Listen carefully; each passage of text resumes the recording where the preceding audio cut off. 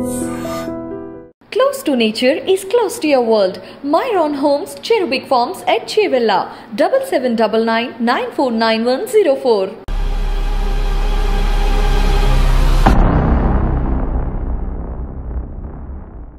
వ్యవసాయ కుటుంబంలో పుట్టి నిరుపేద కుటుంబం పుట్టిన మీకు ఈ వృత్తిలోకి రావాలని ఎందుకు అనిపించింది? చిన్నప్పటి నుంచి మా గ్రామం తెలంగాణ నైజాం వ్యతిరేక పోరాటం. మా అమ్మ చెప్పేవారు, రజాకారులు వచ్చేవాళ్ళు, ఈ విధంగా మేము ఎదుర్కొన్నాము.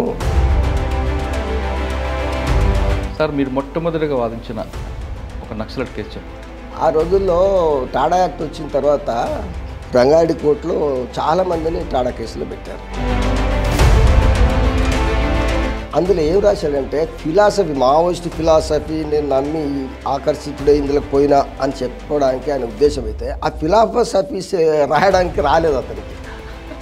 ఏదో వాళ్ళు తోచింది మాట్లాడతారు, దాన్ని ట్రాన్స్లేట్ చేసి చేస్తావు అంటే నువ్వు ఐపీఎస్ ఆఫీసర్, నువ్వు ఎగ్జామ్ పెడతావా? ఆయన ఐపీఎస్ ఆఫీసర్. తర్వాత వ్యాస్ మర్డర్ కేసులో నయీం అరెస్ట్ అయినాడు. పటేల్ సుధాకర్ రెడ్డి బెంగళూరులో డెన్ మెయింటైన్ చేశాడు, తర్వాత ఆయుధాలన్నీ సమకూర్చుకున్నాడు అని చెప్పి అక్కడ పట్టుకొచ్చి ఆ పోలీస్ ఆఫీసర్ను నా వారం రోజులను తలకిందులుగా వేలాడి టార్చర్ చేశారు. ఒక ½ అవర్ నాకు అప్పచెప్పేసేస్తే ఇదంతా నేనే చేశాను ఒప్పిస్తా అతనితోనండి కోర్టులో. బాగంటి సుబ్బరామరెడ్డి గారు మీద అటాక్, ఆయన చనిపోవడం ఒంగోలులో పట్టపగలు. మరి ఆ కేసులో ఇప్పటి వరకు ఆయన ఇంకా స్ట్రగుల్ ఫేస్ చేస్తున్నాడు కదా, కారణం ఏంటంటారు? ఛార్జ్షీట్ ప్రకారంగా అది సిబిఐ చేసింది. ఎందుకంటే అక్కడ సెంట్రల్ గవర్నమెంట్ ఏమో కాంగ్రెస్ ఉండింది, ఇక్కడేమో తెలుగుదేశం గవర్నమెంట్ ఉండింది. దాంట్లో ఏం చేశారంటే ఒక క్రూషియల్ పాయింట్, గణేష్ అరెస్ట్ చేసినాక ఒక 14 గంటల పాటు ట్రీట్మెంట్ ఇవ్వాలి. అంటే గణేష్ ఆ రూమ్లో పోలేదు, డ్రైవర్ అసలే పోలేదు. వీళ్ళు కాకుండా ఇంకో బ్లడ్ ఎక్కడుంది? ఎందుకంటే పోలీసులు ఈ విధంగా దర్యాప్తు చేస్తుంటారు. ఛత్తీస్గఢ్లో ఒక మావోయిస్టు పెద్ద మనిషిని నారాయణ సాన్యాలను అరెస్ట్ చేశారు. ఆయన కొత్తగూడెంలో అరెస్ట్ చేసినట్టు చూపించి మళ్ళీ ఛత్తీస్గఢ్ తీసుకుపోయారు. 8 సంవత్సరాలు జైల్లో. రివాల్వర్ అని రాసి పిస్టల్ పెట్టడం అనేది ఎంత బ్లండర్ మిస్టేక్. అతను రాసిన వాడు కానిస్టేబుల్ ఉంటాడు, అరెస్ట్ చేసినాడు ఒక ఎస్ఐ ఉంటాడు, డిపాజిట్ చేసిన వాడు ఇంకో క్లర్క్ ఉంటాడు. సార్, మీరు వ్యాస్ గారి కేసులో మీరు డిఫెన్స్ తీసుకున్నారు. నేను నయంతో అప్పటికి పరిచయం ఉంది. నయం పరిచయం ఉంది, జైల్లో కలిసేవాడు కదా. కానీ అదే నయం బయటకు వచ్చిన తర్వాత మిమ్మల్ని టార్గెట్ చేయడానికి ఉద్దేశం ఏంటి? మీరు ఆయనకు భయపడి ఢిల్లీ వెళ్ళిపోయారని వార్త నిజమేనా? వీళ్ళకు నక్సలైట్లకు రెగ్యులర్ కలిసే వల్ల పురుషోత్తం ఆజం కూడా పౌరకులు ఉన్నారు కదా, ప్రమాదమైన పరిస్థితులు ఉన్నాయి రానీకు అని కన్నబ్రాన్ గారు, బాలగోపాల్ వీళ్ళంతా షిఫ్ట్ చేసుకోమని అంటే ఇక ఢిల్లీకి వెళ్ళి నేను కూడా విన్నాను ప్రైవేట్ గ్యాంగ్ కూడా ఎంగేజ్ చేశారని. ఫోన్లు చేయడము, బెదిరియడం, పిల్లలు మీ నాన్న ఎక్కడు ఇవన్నీ జరిగినాయి. నేనేందయ్యా నువ్వు ఎక్కడ రమ్మంటే అక్కడ వస్తా, ఇల్లులో ఎందుకు సంవత్సరం హైదరాబాద్లో లేవు, ఢిల్లీలో లేవు, ఎక్కడున్నా లేపేస్తాను, నేను బతకాలనుకుంటున్నాను. మీరు ఢిల్లీ వెళ్ళిన తర్వాత పార్లమెంట్ మీద అటాక్, అఫ్జల్ గురు అరెస్టు, అందులో ప్రొఫెసర్ గిలానీ గారు రోల్, ఇదంతా ఏం జరిగిందంటే అందులో మీరు ఎవరి వైపు డిఫెన్స్ తీసుకున్నారు? ఢిల్లీలో ఉన్నటువంటి బార్ అసోసియేషన్ వాళ్ళు, రాయల్కోట్ బార్ అసోసియేషన్ వాళ్ళు ఇది డిఫెండ్ చేయకూడదు అని చెప్పి తీర్మానం పాస్ చేశారు. బార్ అసోసియేషన్ చేసుకున్న తీర్మానాన్ని కాదని మీరు వెళ్ళడం అనేది కరెక్ట్ అనిపించింది? అంటే మన దేశం మీద అటాక్ చేశాడు. హైకోర్టులో ఏమైందంటే అతన్ని ఉరిశిక్ష బదులు ఒక పెయిన్లెస్ కిల్లింగ్ చేయమని ఒక ఇంజక్షన్ ద్వారా, పాయిజనస్ ఇంజక్షన్ ద్వారా అని చెప్పి కార్లోకి వచ్చి వెంటనే ఫైర్ ఓపెన్ చేస్తారు. కార్లోకి వచ్చిన తర్వాత జస్ట్ ఎంటర్ కంటే ముందు అఫ్జల్కి ఫోన్ చేస్తారు, పార్లమెంటు లైవ్లో జరుగుతుంది, ఎవరెక్కడ కూర్చున్నా చూసి చెప్పమని చెప్పి చేస్తారు. ఇది యాంటీ టెర్రర్ లా చేయడానికి కోసము ఇండియన్ స్టేట్ సీక్రెట్ ఏజెంట్స్ రా కావచ్చు, ఇంకా మిలిటరీ ఏమైనా కావచ్చు, వాళ్ళు చేసినటువంటి ఫలితమే ఇది. వాళ్ళకు కాల్ చేసి గైడ్ చేసిన వాళ్ళు ఎవరు? ఒక కాల్ ఏమో జర్మనీ నుంచి ఉంది, ఒక కాల్ ఏమో దుబాయ్ నుంచి ఉంది, ఒక కాల్ ఏమో పాకిస్తాన్ నుంచి ఉంది. కానీ ఇంతమంది చనిపోతారని అక్కడున్న ఆఫీసర్ ఎక్స్పెక్ట్ చేయడా సార్? ఇంత బ్లండర్గా మిస్టేక్ చేస్తాడా? వీళ్ళ దగ్గర వెపన్స్ కాల్స్తారు, వాళ్ళు కాల్స్తారు, వీళ్ళు 5 చనిపోతారు. పోస్టర్లు పెట్టుకొని ఎవడొస్తాడు? కరెక్టే. వాళ్ళకి గైడ్ మిస్గైడ్ చేయకపోతే. Correct sir. నేను ఒక మర్డర్ చేశాను ఆల్రెడీ, ఒక సుపారీ కిల్లర్ తీసుకున్నా, నన్ను బయటపడిన ఎవరైనా వస్తే మీరు టేకప్ చేస్తారు? నువ్వేదో తప్పు పని చేసేసి నువ్వు వ్యాధి అంటించుకున్నావు, నేను చేయను పోనడానికి లేదు కదా. మీది కూడా అంతే.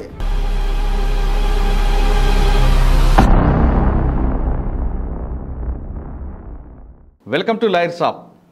ఈ వారం మన గెస్ట్ డిఫెన్స్ అడ్వకేట్గా 40 సంవత్సరాలు పూర్తి చేసుకున్న ఓ ప్రముఖ అడ్వకేట్, పేరు ఏ దశరథ్ గారు. దశరథ్ గారు పట్టుకున్న కేసుల్లో ఖచ్చితంగా అక్విటల్ అవుతుంటాయి. ఎక్కడైతే పోలీసు దర్యాప్తులో లూప్ హోల్స్ ఉన్నాయో వాటి మీద ఫోకస్ చేసి టెక్నికల్గా కరెక్ట్గా లీగల్గా వాదించి అందులో ఉన్న వాళ్ళకి జైలుకు వెళ్లకుండా కానీ ఒకవేళ జైల్లో ఉంటే బెయిల్ ఇచ్చి కూడా బయటికి తీసుకొస్తారు. ఆయన చేస్తున్న కేసులు గతంలో 1, 2 కావు, కొన్ని వందలాది కేసుల్లో ఆయన నిందితులకి బయటికి తీసుకొచ్చారు. అయితే ఆయన చేసిన కేసుల్లో ఎక్కువగా టాడా కేసులు ఉన్నాయి. నక్సలైట్లు పెట్టిన కేసులపై వాళ్ళందరినీ బయటికి తీసుకొచ్చారు. ఆయన చేతుల మీదుగా చాలామంది బయటకు వచ్చారు. అందులో శాఖమూరు అప్పారావు గారు, అదేవిధంగా మోడెం బాలకృష్ణ గారు, సాంబశివరావు, ఇటువంటి వ్యక్తులు చూసుకుంటే చాలా కేసులు ఉన్నాయి. అంతేకాకుండా మాగుంటి సుబ్బరామరెడ్డి ఇంటిపై అటాక్ చేసిన కేసులో గణేష్తో పాటు పార్లమెంట్లో అటాక్ చేసిన అఫ్జల్ గురు కేసులు లాంటి వాదించారు ఆయన. సాధారణంగా ఆయన పట్టుకున్న కేసుల్లో అన్యాయంగా అక్రమంగా పెట్టిన కేసులు మాత్రమే ఆయన ఎక్కువగా చూస్తుంటారు. ఏ వ్యక్తిని అయితే పోలీసులు ఇరికించాలని చూస్తారో అక్కడ ఆ కేసును తీసుకొని అందులో ఎక్కడ వాళ్ళని ఫిక్సప్ చేశారో అందులో లీగల్ పాయింట్ తీసుకొని వాదించడం బట్టే కోర్టులు ఆయన కేసుల్లో నిందితులకి బెయిల్ ఇచ్చి పంపిస్తుంటాయి. దాంతో ఆయన 40 సంవత్సరాల నుంచి డిఫెన్స్ అడ్వకేట్గా మంచి పేరు సంపాదించారు. అసలు కేసుల్లో అక్విటల్ అవ్వడానికి ప్రధాన కారణం ఉన్న వాళ్ళకి వాస్తవంగా పెడితే ఎక్కడ కూడా శిక్షలు పడకుండా ఉంటాయా, లేదు అన్యాయంగా పెట్టడం బట్టి కేసులన్నీ కూడా బయటకు వచ్చి నిందితులకు బెయిల్ వస్తుంటాయా, పోలీసు దర్యాప్తులోని లోపాలేంటి, ఎందుకు కేసులు ఎక్కువగా అక్విటల్ అవుతుంటే డిఫెన్స్ సర్టిఫికేట్గా ఆయన అంత మంచి పేరు సంపాదించడానికి పోలీసు దర్యాప్తే ఒక వరంగా ఉందా, ఇవన్నీ విషయాలతో పాటు ఆయన కూడా వ్యాస్ కేసులో డిఫెన్స్గా ఉన్నట్టు సమయంలో ఆయన కూడా కొంతమంది బెదిరించడంతో కొంతకాలం అజ్ఞాతంలోకి వెళ్ళారు. ఒక డిఫెన్స్ సర్టిఫికేట్కు నువ్వు ఆయన్నే బెదిరించే గొప్ప వ్యక్తులు ఎవరు, వాళ్ళ వెనకున్న స్టోరీ ఏంటో ఆయన తెలుసుకుంది. సార్ నమస్తే అండి. నమస్తే. నమస్తే దశరథ్ సార్. మీతో ఈరోజు ఇంటర్వ్యూ చేయడం అనేది నాకు గొప్ప అవకాశంగా భావిస్తున్నానండి. ఎందుకంటే మీరు చేసిన కేసుల్లో కేవలం నిందితుల్ని కాపాడాలనే ఉద్దేశం కాదు, కానీ పోలీసు దర్యాప్తు ఎక్కడ లోపాలు ఉన్నాయి, అందులో వాళ్ళని పోలీసులు ఏ విధంగా ఇరికిస్తున్నారు అనే దీనిపై వాళ్ళకున్న హక్కులు కాపాడాను అందులో మీ ప్రధాన పాత్ర పోషిస్తున్నారు. ఏదో కేవలం ప్రొఫెషనల్గానో డబ్బుల కోసమో వాదించే అడ్వకేట్ మీరు కాదు. ఎక్కడ ఖచ్చితంగా అన్యాయం జరుగుతుంది, ఒక నిందితుడు తన హక్కుల్ని ఎక్కడ కోల్పోతున్నాడు, ఆ హక్కులు కాపాడంలో మీ ప్రధాన పాత్ర. అలానే మీరు కూడా కమర్షియల్ అడ్వకేట్గా కాలేదు, అలాగని కోట్లు సంపాదించిన జాబితాలో కూడా మీరు లేరు. అదే సాధారణ జీవితంతోనే గడుపుతున్నారు. మీరు ఎంచుకున్న ఈ లైన్ అంటే కేవలం టాడా కేసులు అవ్వచ్చు, లేదా ఛత్తీస్గఢ్లో ఉన్న సురక్ష కేసులు లాంటివి కానీ, నక్సల్స్ కేసులు ప్రధానంగా తీసుకుంటే మీ చేతుల మీద చాలామంది బెయిల్ తీసుకుని బయటకు వచ్చారు, తర్వాత అమరులయ్యారు. ఆ కేసులు ఎందుకు వాదించాల్సి వస్తుంది అంటే మీ మీద ఒక ముద్ర కూడా వేశారు, ఇది కేవలం ఈయనకు ఆ భావజాలంతో వచ్చిన వ్యక్తి కాబట్టి వాళ్ళకి సింపథైజర్గా ఉంటూ వాళ్ళు ఇచ్చిన నిధులతో ఈయన ఉంటారు కాబట్టి ఖచ్చితంగా నక్సల్కి సపోర్ట్ చేస్తుంటారని అప్పట్లో పోలీసులు కూడా మీ మీద ఒక ముద్ర వేసి పెట్టారు. అందులో వాస్తవం ఎంత? తర్వాత ఈ కేసులు కాకుండా మన పార్లమెంట్ మీద అటాక్ చేసిన అఫ్జల్ గురు లాంటి కేసులు, అది కూడా మీరు టేకప్ చేయడానికి ఉద్దేశం ఏంటి? ఈ ప్రశ్నలకు సమాధానం చెప్పే ముందు దశరథ్ గారు కుటుంబ నేపథ్యం, న్యాయవారు వృత్తిని ఎందుకు ఎంచుకున్నారు ఒకసారి చెప్పండి. సాధారణ కుటుంబం, అగ్రికల్చర్ ఫ్యామిలీ అండి, చిన్న వ్యవసాయ కుటుంబం. పల్లెటూరులో ఊర్లో 5th క్లాస్ వరకు అయిన తర్వాత పక్క ఊర్లో చదువుకున్నాము. పెద్ద ఎడ్యుకేషన్ ఏం లేదు. మేము అమ్మగారు నాన్నగారు ఏం చేస్తారండి? వ్యవసాయస్తులు. వాళ్ళ నో మోర్. అంటే ఒక వ్యవసాయ కుటుంబంలో పుట్టి నిరుపేద కుటుంబంలో పుట్టిన మీకు ఈ వృత్తిలోకి రావాలని ఎందుకు అనిపించింది? ఈ వృత్తి ఎంచుకున్నది ఏం కాదు, ఏదో వృత్తిలో సెటిల్ కావాలని, ఏ ఉద్యోగాలు లేకుండా ఉన్న పరిస్థితులు. కాకపోతే చిన్నప్పటి నుంచి మా గ్రామం చుట్టుపక్కలంతా పోరాట ప్రాంతం. ఇది తెలంగాణ నైజాం వ్యతిరేక పోరాట ప్రాంతం. మా అమ్మ చెప్పేవారు, ఈ విధంగా వాళ్ళు వచ్చారు, చీకటి వాళ్ళు అంటారు వాళ్ళను, వచ్చేసేసేది. తర్వాత రజాకారులు వచ్చేవాళ్ళు, ఈ విధంగా మేము ఎదుర్కొన్నాము, ఈ గుట్టల్లో ఇక్కడ దాక్కున్నాము, ఈ విషయాలన్నీ చెప్పేది. మా చిన్నాయన, మా నాయన తర్వాత చిన్నాయనను వాళ్ళు చంపేశారు, రజాకారులు చంపేశారు, ఈ ఊర్లో 4-5 చంపేశారు, ఈ విధంగా తప్పుకునే వాళ్ళము, ఇది అప్పటి పరిస్థితులు ఇట్లా ఉండే. ప్రధానంగా రేణిగుంట రామరెడ్డి ఆ గుట్టల్లో ఉండేవాడు. ఎవరండి? రేణిగుంట రామరెడ్డి, కురారం రామరెడ్డి అనేది రేణిగుంట రామరెడ్డి. ఆ గుట్టలో ఉండేవాడు. అతను చాలా సాక్రిఫైస్ చేశాడు. ఇవన్నీ చిన్నప్పటి నుంచి వింటున్న కథలు, అంటే వాళ్ళ వీరగాథలు మీద వీరగాథలు. అట్లా ఉండగా ఏదో ఒక ప్రజల కోసం చేశారు అనేటువంటిది ఒక అవగాహన ఏర్పడింది. మామూలుగా 10th క్లాస్ అయిపోయింది. ఊర్లలో ఆ రోజుల్లో కరెంటు అంతా లేకుండే, మూటలు తోలుతూ నాగలు దుమ్ముతూ బడికి పోయినామంటే పోయినాం అంతే. కానీ ఎడ్యుకేషన్ కోసం పెద్ద ఎంకరేజింగ్ ఒక గురువు కానీ ఏం లేరు. 10th క్లాస్ అయిపోయిన తర్వాత పశువులు తోలుకుంటూ, కరువు కాలం కాబట్టి ఎవరు ఉండే అట్లా గడిచిపోయింది. కాలేజీ పంపేటోళ్ళు ఎవరు లేరు. 2 years తర్వాత ఊళ్ళకు ఎలక్ట్రిసిటీ వచ్చింది కాబట్టి ఆ మోటార్లు తోలు తప్పింది కాబట్టి అప్పుడు కాలేజీకి వెళ్ళాను. అట్లా ఏదో డిగ్రీ చేసేసుకుని లా పరంగాలో జాయిన్ అయ్యాను. అంటే లా చేయాలని ఎందుకు అనిపించిందండి? అంటే దానికి బలమైన కారణం ఉందా, లేదు నా చదువుకున్నా ఏదో ఉద్యోగం సంపాదించాలని చేశారా? లేదు, నాకు ఇండిపెండెంట్ ఉండడం ప్రొఫెషను, ఇండిపెండెంట్ ఉండడము. అక్కడ సిద్దిపేటలో కోర్టు పోయినప్పుడు అక్కడ మా ఊరు పక్కకు మెయిన్విల్, మాది ఆమ్లెట్, అక్కడ సత్యనారాయణ అని అడ్వకేట్ ఉండేవాడు. ఆయన మా స్కూల్కి వచ్చి 15th August నాడు ఈ ఉపన్యాసాలు ఇచ్చేందుకు ఒక అడ్వకేట్ అంటే ఆయనకు విలువ ఇవన్నీ ఉండేది. అట్లా సరే ఎంట్రన్స్ రాశాను, వరంగల్ సీట్ వచ్చింది. అట్లా కంటిన్యూ అయ్యాను. ప్రత్యేకంగా ఏం లేదు, కాకపోతే ఇది ఇండిపెండెంట్ ప్రొఫెషను, సెటిల్ అవ్వచ్చు, ఏదైనా బతకొచ్చు, కానీ ఒక పద్ధతిగా ఉందాతనంగా ఉంటుంది. ఉందానేది కాదు, ఉద్యోగాలు లేవు, ఇదైతే మామూలుగా గడిచిపోతుంది, పెద్ద ఇష్యూ ఉండదు కదా ఇక అని చెప్పి చాలా వరంగల్ ఉన్నప్పుడే చూస్తునేవాడిని. క్రిమినల్ కేసులు అవన్నీ జరుగుతుండేది, కోర్టుకి వెళ్ళి అట్లా అబ్జర్వ్ చేసేవాడిని. అట్లా ఈ ప్రొఫెషన్ అనుకున్నాను. మీకు ఫస్ట్ అంటే మీ మొదటి గురువు గారు ఎవరండి అక్కడ?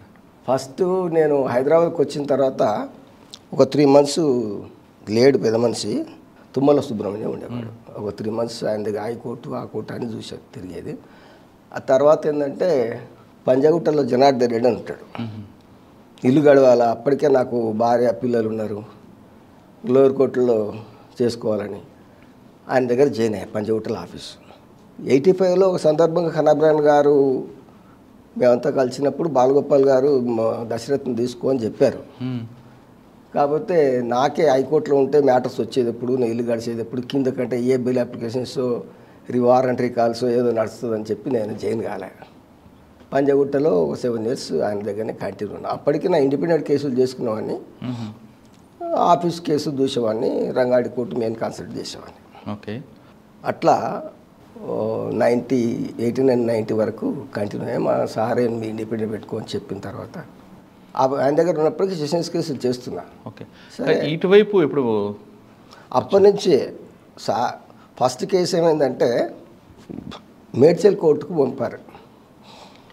అక్కడ ఈ రాడికల్స్ ఈ భూ పోరాటం అని చేసేసి భూమి గవర్నమెంట్ ల్యాండ్ అని చెప్పి వీళ్ళు కబ్జా చేసుకుందామని చెప్పి పోయారు. అక్కడ దళితులు వీళ్ళంతా కలిసి అక్కడ భూస్వాములు పక్కకు ఉన్నటువంటి ఒక గుల్లాయనను ముందర పెట్టేసేసి ట్రాక్టర్ని వీళ్ళు దాడికి వచ్చారు. ఆ కొట్లాటతో ఆయన చనిపోయాడు. వాళ్ళు భూస్వాములు ఏం చేశారంటే దళితుల ఇండ్లన్నీ కాలబెట్టారు. కాలబెట్టిన ఇండ్లన్నీ కాలబెట్టిన తర్వాత 2 కేసులు అయినాయి. ఈ మర్డర్ కేసు అయింది, 85లో జరిగింది అది. అప్పుడు మా సార్ ఏంటంటే పలానా కేసు వాళ్ళు రిమాండ్కి వస్తారు, ఒకళ్ళు తేమని పంపించారు. వచ్చిన వాళ్ళు ఎవరంటే ఇల్లు కాలబెట్టిన వాళ్ళ తరపున మా సార్ పంపించాడు. ఆ క్రైమ్ నెంబర్ పలానా వాళ్ళు వస్తారు అన్నాడు అంతే. వచ్చిన వాళ్ళు ఎవరంటే మర్డర్ కేసుల వాళ్ళు. అట్లా తెలిసింది. సార్ ఇట్లా అంటే ఆ కేసు నువ్వు చేసుకోవయ్యా, ఇంకో వేరే జూనియర్ మేము చేసుకుంటున్నా ఈ కేసు అన్నాడు. ఒకటే ఆఫీసులు ఉన్నప్పుడు కూడా సరే నీకు వచ్చిన కేసు నువ్వు చేసుకో అన్నారు. అట్లా అది ఫస్ట్ మర్డర్ కేసు, అది అక్విటల్ అయిపోయింది. ఎందుకు అయిందండి? దాంట్లో పార్టిసిపేట్ చేసిన వాళ్ళు కాకుండా చుట్టుపక్కల ఊర్లో ఎవరైతే ఇల్లు కాలబెట్టారో వాళ్ళందరిని పెట్టారు. ఆ ఊరు సర్పంచ్ని అంతా దళితులే. ఐ విట్నెస్ ఎవరున్నారు, వాళ్ళు కొట్లాటలో ఎవరు కొడుతుందని పోయాడో తెలియదు. బండరాలు ఉన్నాయి అక్కడ, స్పాట్ చూసా. కర్రలతో దాడి చేశారు. ఆ ట్రాక్టర్ మీద వచ్చి వీళ్ళ మీద దాడి చేశాడు, ఎదురు దాడి చేశారు. ఎవరు అందులో వచ్చిన వాళ్ళు అనేది ఎక్కడి నుంచి పోయినారు? రాడికల్స్ సిటీ నుంచి పోయిన వాళ్ళు ఉండొచ్చు, ఎక్కడెక్కడో ఉండొచ్చు, రాడికల్ మిలిటెంట్స్గా ఆ భూమిని పేదలు మంచుదామని. కానీ ఈ కాలబెట్టిన వాళ్ళందరూ ఏం లేరు అక్కడ. ఎవరు గుర్తుపట్ల, ఎవరు కాలబెట్టారు? ఇండ్లు ఆకేసిపోయింది, ఆ చీకట్లో వచ్చి కాలబెట్టారు. అది మా ఆఫీస్ వాళ్ళు చేశారు. ఇదేమో అప్పుడు ఎవ్వరు ఐ విట్నెస్లు వీళ్ళు కొట్టాడని చెప్పడానికి లేరు అక్కడ. ముందు దోలారు ఆ గొల్లతన్ని, వెనుక ఉన్నారు వాళ్ళు స్పాట్లు లేరు. తర్వాత నీ పొలమే ఆక్రమించుకుంటారా, పక్కకే ఉందని చెప్పి ఎగదోలారు. ఆ విధంగా మొత్తం కేసు అంతా అక్విట్లు అయిపోయింది.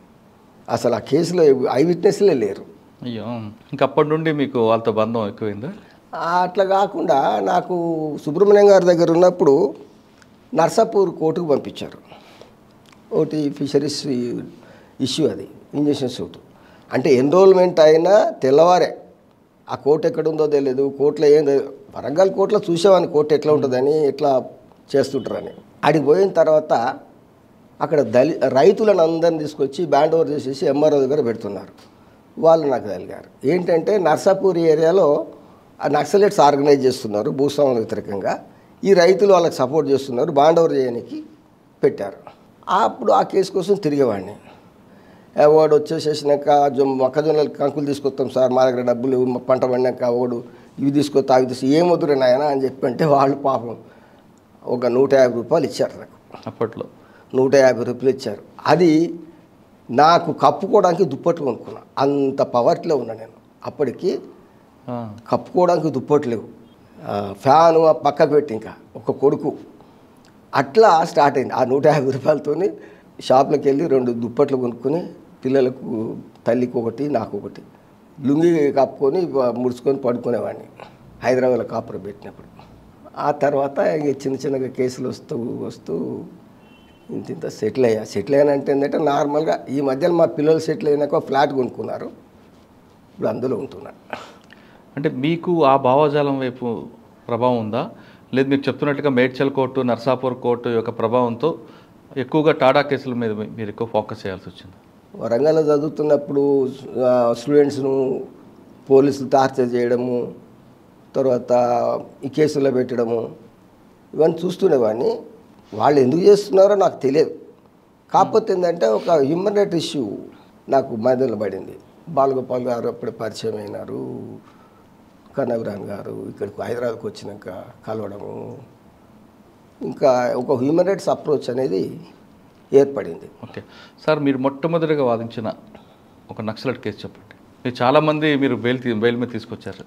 ఆ రోజుల్లో టాడా యాక్ట్ వచ్చిన తర్వాత రంగారెడ్డి కోర్టులో చాలామందిని టాడా కేసులో పెట్టారు. అందులో ఏంటంటే confession before police is admissible. అవి చాలా కేసులు, ఒకళ్ళ మీదనే 36 కేసులు ఉండే. అట్లా వికారాబాద్ డివిజను, తర్వాత మల్కాజ్గిరి చుట్టూ, హైదరాబాద్ చుట్టుపక్కల చాలా కేసులు డిశ్చార్జ్ అయినాయి, కొన్ని ట్రయల్ జరిగినాయి. ఆ ట్రయల్ జరిగిన కేసుల్లో ఏంటంటే ఆ కన్ఫెషన్ రాసింది ఐపీఎస్ ఆఫీసర్ కాదు, కానిస్టేబుల్ రాశాడు. దానికి ఏదైతే ప్రొసీజర్ ఫాలో కావాలి కింద ఏంటంటే ఇది వర్ణాకర్ లాంగ్వేజ్లో ఎక్స్ప్లెయిన్ చేశాను, ఇదంతా ఒప్పుకున్నాడు అని. ఆ కన్ఫెషన్ కంటే ముందు ఎందుకు ఒప్పుకుంటున్నాడు, రిలాక్సేషన్ టైం ఇవ్వాలి, ఇవన్నీ ప్రొసీజర్స్ ఉంటాయి. ఊరికి రాసేసాడు. అందులో ఏం రాశాడంటే ఫిలాసఫీ, మావోయిస్ట్ ఫిలాసఫీ నేను నమ్మి ఆకర్షితుడే ఇందులోకి పోయినా అని చెప్పడానికి ఆయన ఉద్దేశం అయితే, ఆ ఫిలాసఫీ రాయడానికి రాలేదు అతనికి. ఫిలాసఫీకి నేను ఫిలాసఫీ రాయకుండా ఏం రాశాడు, ఏదో రాంగ్ స్పెల్లింగ్ రాశాడు, ప్రొనౌన్స్ చేయకుండా ఉంది. ఫిలాసఫీ అనేది కానిస్టేబుల్ లెవెల్లో ఉన్నవాడికి ఫిలాసఫీ పిఎస్ఓ రాయకుండా ఏదో రాశాడు. అయితే అప్పుడు ఐపీఎస్ ఆఫీసర్ గారిని అడిగా నేను, మీరే రాశారంటున్నారు, మీకు ఫిలాసఫీ స్పెల్లింగ్ తెలియదా అని చెప్పి. ఇంకా కంగు తిన్నాడు. ఎందుకంటే ఆయన ఏదో కిల్బాల్ రాస్తే సంతకాలు చేయడం తప్ప ఏం ఉండదు. కన్ఫెషన్ అడ్మిసిబుల్ అని చెప్పి అన్నప్పుడు మరి ఇంగ్లీష్లో టైప్ చేసింది, ట్రూ లాంగ్వేజ్లో చెప్పగలుగుతారా మీరు వాళ్ళు చెప్పింది? ఇప్పుడు వాళ్ళు ఏదో కథనే చెప్తారు, ఏదో వాళ్ళు తోచింది మాట్లాడతారు, దాన్ని ట్రాన్స్లేట్ చేసి చేస్తావా అంటే, నువ్వు ఐపీఎస్ ఆఫీసర్, నువ్వు ఎగ్జామ్ పెడతావా? ఆమె ఐపీఎస్ ఆఫీసర్ అని. జడ్జి గారు ఏంటంటే ఎందుకు లేదు తగాదేంది, ట్రూ ట్రాన్స్లేషన్ చేయలేదని చెప్పి రాసి పడేశాడు. ఎందుకంటే మావాడు ఏదో కథ చెప్తాడు, ఆయన చెప్పినట్టు ఇంగ్లీష్లో ట్రూ ట్రాన్స్లేషన్ చేస్తావా? కన్ఫెషన్ అదొక్కటే కాదు ఎవిడెన్స్, వేరే ఎవిడెన్స్ ఏం లేదు. ఓ ఎంఆర్ఓ ఆఫీస్ తగలబెట్టారు, ఐవి విట్నెస్ లేరు, బస్సు తగలబెట్టారు, ఏదో ఎన్కౌంటర్ వ్యతిరేకంగా ప్రోగ్రాం తీసుకున్నారు అని. నాకు అక్యూట్ ఇన్స్ట్రక్షన్స్ ఏంటంటే అప్పుడు ఒక నక్సలైట్ను ఎన్కౌంటర్ చేశారు. ఆ కంపెనీలో పనిచేస్తూ కూడా మీద చూశారు. వాడు వీళ్ళు చూసిన వాళ్ళని తీసుకుపోయి బెదిరించారు. కాల్చేపోతే నా మీదకి వస్తుందని సీఐ ఆపాడట. అసలు అంత దారుణమైన పరిస్థితి. ఆ పరిస్థితులలో వీళ్ళందరినీ టాడా కేసులో పెట్టారు, ఆ ట్రయల్ చేసిన కేసులో. ఇక వికారాబాద్ డివిజన్ కేసులు అంటే ఒక్కటే అందులో మర్డర్ కేసు ఉంది, మిగతా అన్నీ అన్నం పెట్టారని, షెల్టర్ ఇచ్చారని, దళాలకు అని చెప్పి పెట్టారు. చాలా నాకు చెప్పిన కేసులో ఫిలాసఫీ స్పెల్లింగ్ మిస్టేక్ వల్ల కేసు పోయిందా? అదొక్కటే కాదు, వేరే ఎవిడెన్స్ లేదు. అదొక్కటే బేస్ అయ్యారు వాళ్ళు. కన్ఫెషన్ బిఫోర్ పోలీస్ అడ్మిసిబుల్ అనే ఒకటి బేస్ అయ్యారు. బస్ దగ్గర పెట్టినటువంటి ఐ విట్నెస్లు ఎవరు చెప్పలేకపోయినారు. తర్వాత అందులో మీరు క్రాస్ ఎగ్జామ్ ఎదుర్కొన్న ఐపీఎస్ ఆఫీసర్ ఏమన్నారండి? పేరు చెప్పడం బాగుండదు. పేరు చెప్పొద్దు. ఆయన దాన్ని డిఫెన్స్ తీసుకున్నాడా? ఆయన డిఫెన్స్లో పడ్డాడా? డిఫెన్స్లో పడ్డాడు. ఎందుకంటే ఆయన అప్పుడు చాలా కాషన్ తీసుకొని వచ్చాడు. ఆయన ఐపీఎస్ ఆఫీసర్గా ఉన్నప్పుడు జరిగిన కేసులు అవి. మళ్ళీ మూడు కేసులు ఉంటే ఇక అన్నిట్లో ఈ క్రాస్ ఎగ్జామ్ ఎందుకని చెప్పి common cross examination common chief కొట్టించారు జడ్జి గారు. ఎంబారస్మెంట్ ఎందుకు, ఇంత ఇదే ఉంటుంది అని. అది కాకుండా టార్చర్ చేశారు, ఇవన్నీ చేశారు, ఇవన్నీ మీరు అక్రమంగా పెట్టారు అనుకు చెప్పి అవన్నీ అక్కడ నుండి మీకు నక్సల్ సంబంధించిన కేసులు ఎక్కువగా రావడం ప్రారంభించాయి. అవును. ఇప్పుడు అదొక్కటే కాదు, వికారాబాద్ డివిజన్లో రంగారెడ్డి కోర్టులో ఉన్నది కాబట్టి అక్కడ ఉండేవాడిని కాబట్టి ఆ మిలిటెంట్స్ అందరినీ, మిలిటెంట్స్ అనబడేవాళ్ళు అన్నం పెట్టారని, అందులో ఒక వడ్డీ వ్యాపారం చంపిన కేసు ఒకటి తప్ప అన్నీ కూడా అన్నం పెట్టారు, షెల్టర్ ఇచ్చారు, ఇవే కేసులు. అది టాడా కేసులే. దానిలో ఏ ప్రైవేట్ కేసు లేదు కాబట్టి అవన్నీ కేసులు డిశ్చార్జ్ అయిపోయినాయి. తర్వాత వ్యాస్ మర్డర్ కేసులో నయీం అరెస్ట్ అయినాడు. అరెస్ట్ అయిన కేసు కూడా సరుణ మన సంగారెడ్డి ఇదే సనత్ నగర్లో చూపించారు అరెస్ట్ను, ఎక్కడయ్యారు తెలియదు. ఆ కేసు కూడా అక్కడనే ట్రయల్ జరిగింది. ఆ కేసు అక్విట్లు అయిపోయింది, వెపన్ దొరికినట్టుగా పెట్టారు. అంటే నయీంని సనత్ నగర్లో అరెస్ట్ చూపించారు, వెపన్ దొరికినట్టు చూపించారు. వెపన్ దొరికిన చూపించారు, అది ప్రూవ్ కాలేదు, అక్విట్లు అయిపోయింది. అతను వ్యాస్ కేసు అంటే కనబ్రాన్ చేశారు. బెంగళూరు కాన్స్పిరసీ కేసు కూడా కనవరానే కానీ మేము అసీజ్ చేశాము. బెంగళూరు కాన్స్పిరసీ ఏదండి?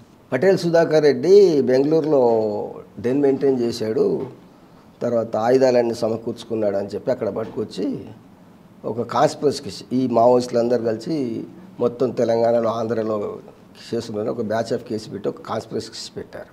అందులో వెపన్స్ చాలా వెపన్స్ ఉన్నాయి, లారీ ఉంటాయి, అన్ని తుపాకులు అవన్నీ పెట్టేసి వస్తే కనబ్రాను, తర్వాత చల్ల నరసింహరెడ్డి, బోనాల్ కిషన్ రావు వీళ్ళు అందరు కలిసి చేశారు. అంటే ఆర్మ్స్ సప్లై ఏజెంట్స్ ఉన్నారు, వాళ్ళందరూ ఉన్నారు అలా. దాంట్లో మేము కనబ్రాన్ గారికి ఆ కేసు అక్విటలేదా? ఆ కేసు పోయింది. పోవడానికి ప్రధాన కారణం ఏంటండి? అన్ని ఒక కుట్ర పెట్టారు, అన్ని కేసులలో కలిసి ఒక కుట్ర పెట్టేసేస్తే ఆ కుట్ర మెయింటైనబుల్ కాదు. ఎందుకంటే చాలా క్రైమ్లు పెట్టారు, అందులో ఎవిడెన్స్ ఏం పెట్టలేదు. అవి సీజర్ అక్కడనే అయినట్టుగా ఆ సీజర్ ప్రాపర్లీ ప్రూవ్ చేయలేకపోయారు.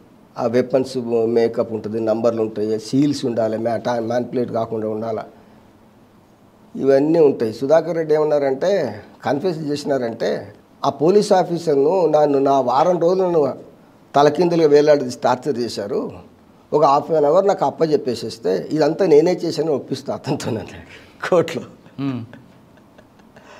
కేసులు పెట్టడం వరకే కానీ, అరెస్టులు పెట్టడం వరకే కానీ సైంటిఫిక్ ఇన్వెస్టిగేషన్ చేయట్లేదు పోలీసు వాళ్ళు. సార్ కానీ అప్పటికే పార్వతీపురం కుట్ర కేసు, రామ్నగర్ కుట్ర కేసు, ఈ రెండు పోలీసులకి పై చేయొచ్చాయి, రెండు సక్సెస్ అయ్యి. దాన్ని మోడల్గా దాన్ని కేస్ స్టడీగా తీసుకున్న పోలీసులు ఈ బెంగళూరు కుట్ర కేసులు ఎందుకు ఫెయిల్ అయ్యారు అనుకుంటారండి? అంటే అక్కడ ప్రాపర్గా సీజర్ లేదని, మిగతా విషయం ప్రాపర్గా సీజర్ లేదు, ఎవిడెన్స్ కలెక్షన్ చేయలేదు, ప్రూవ్ చేయలేకపోయారు, దానివల్ల ఆ రెండు పోయి ఉంటుంది. సార్ మీరు చాలామందికి బెయిల్ ఇప్పించారు, సాకమూరు అప్పారావు గారు, మోడెం బాలకృష్ణ గారు.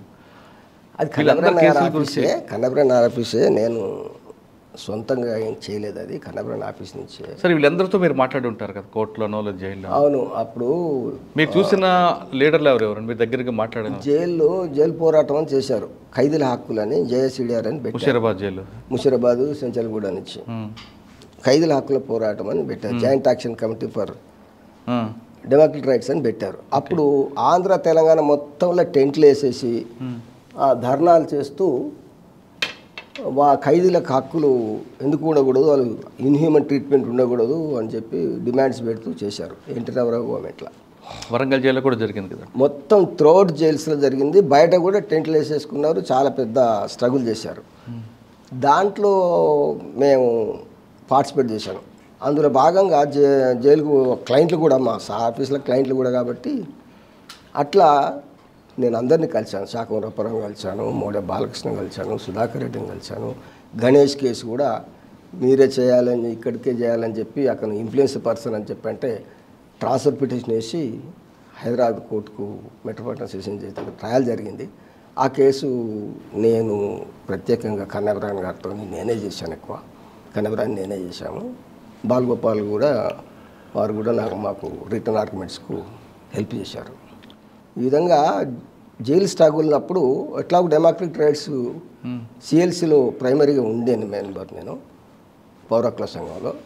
ఆ విధంగా వీళ్ళందరితో కలుస్తున్నప్పుడు మీరు వాళ్ళతో మాట్లాడే సమయంలో వాళ్ళ భావోద్వేగం వైపు మీరేమైనా జైల్లో మాట్లాడినప్పుడు కేసులు ఏంటి, వాళ్ళ సమస్యలు ఏంటి తప్ప వాళ్ళ సిద్ధాంతాలు ఇవి అవి మాట్లాడని కుదరదు. పైగా అక్కడ ఒక ఆఫీసర్ కూర్చుంటాడు, దూరంగా అబ్జర్వ్ చేస్తుంటారు. అవేం ఉండవు. వాళ్ళు ఏం చేస్తున్నారో వాళ్ళ సిద్ధాంతం ఏందో మాకు డిస్కషన్స్ అనేది తావే అసలు ఛాన్సే ఉండదు. ఆ అవసరం కూడా లేదు మాకు. ప్రొఫెషనల్ అడ్వకేట్గా వెళ్ళి మాట్లాడరావడం అంతవరకే, ఇంకా వేరే విషయాలు మనకు అనవసరం. సార్ మీరు ఇప్పుడు చెప్తున్నట్టుగా గణేష్ మాగంటి సుబ్బరామరెడ్డి గారు మీద అటాక్, ఆయన చనిపోవడం ఒంగోలులో పట్టపగలు, అక్కడ చంపి ఆయన పారిపోయిన తర్వాత దొరకడం, అరెస్టులు అంతా మీకు తెలిసిందే. మరి ఆ కేసులో ఇప్పటి వరకు ఆయన ఇంకా స్ట్రగుల్ ఫేస్ చేస్తున్నాడు కదా, కారణం ఏంటంటారు? ఒకసారి ఆ కేసు గురించి చెప్పండి. ఆ కేసు ఏంటంటే ఛార్జ్షీట్ ప్రకారంగా అది సిబిఐ చేసింది. ఎందుకంటే అక్కడ సెంట్రల్ గవర్నమెంట్ ఏమో కాంగ్రెస్ ఉండింది, ఇక్కడేమో తెలుగుదేశం గవర్నమెంట్ ఉండింది. దాంట్లో ఈ గవర్నమెంట్ నమ్మకం లేక వాళ్ళు మాగుడు సుబ్బరామరెడ్డి వాళ్ళు కాంగ్రెస్ వాళ్ళు కాబట్టి వాళ్ళ కోరిక మేరకు సిబిఐ సెంట్రల్ గవర్నమెంట్ ఆధ్వర్యంలో సిబిఐ ఇన్వెస్ట్ చేసింది. దాంట్లో ఛార్జ్షీట్ ప్రకారంగా ఏం చెప్తారంటే జైల్లో ఉన్నటువంటి నక్సలైట్లను విడుదల చేసుకోవడానికి వచ్చారు. అక్కడ గన్మెన్ కాల్పులు చేశాడు సుబ్బరామరెడ్డి గన్మెను. గణేష్కు తూటపడింది.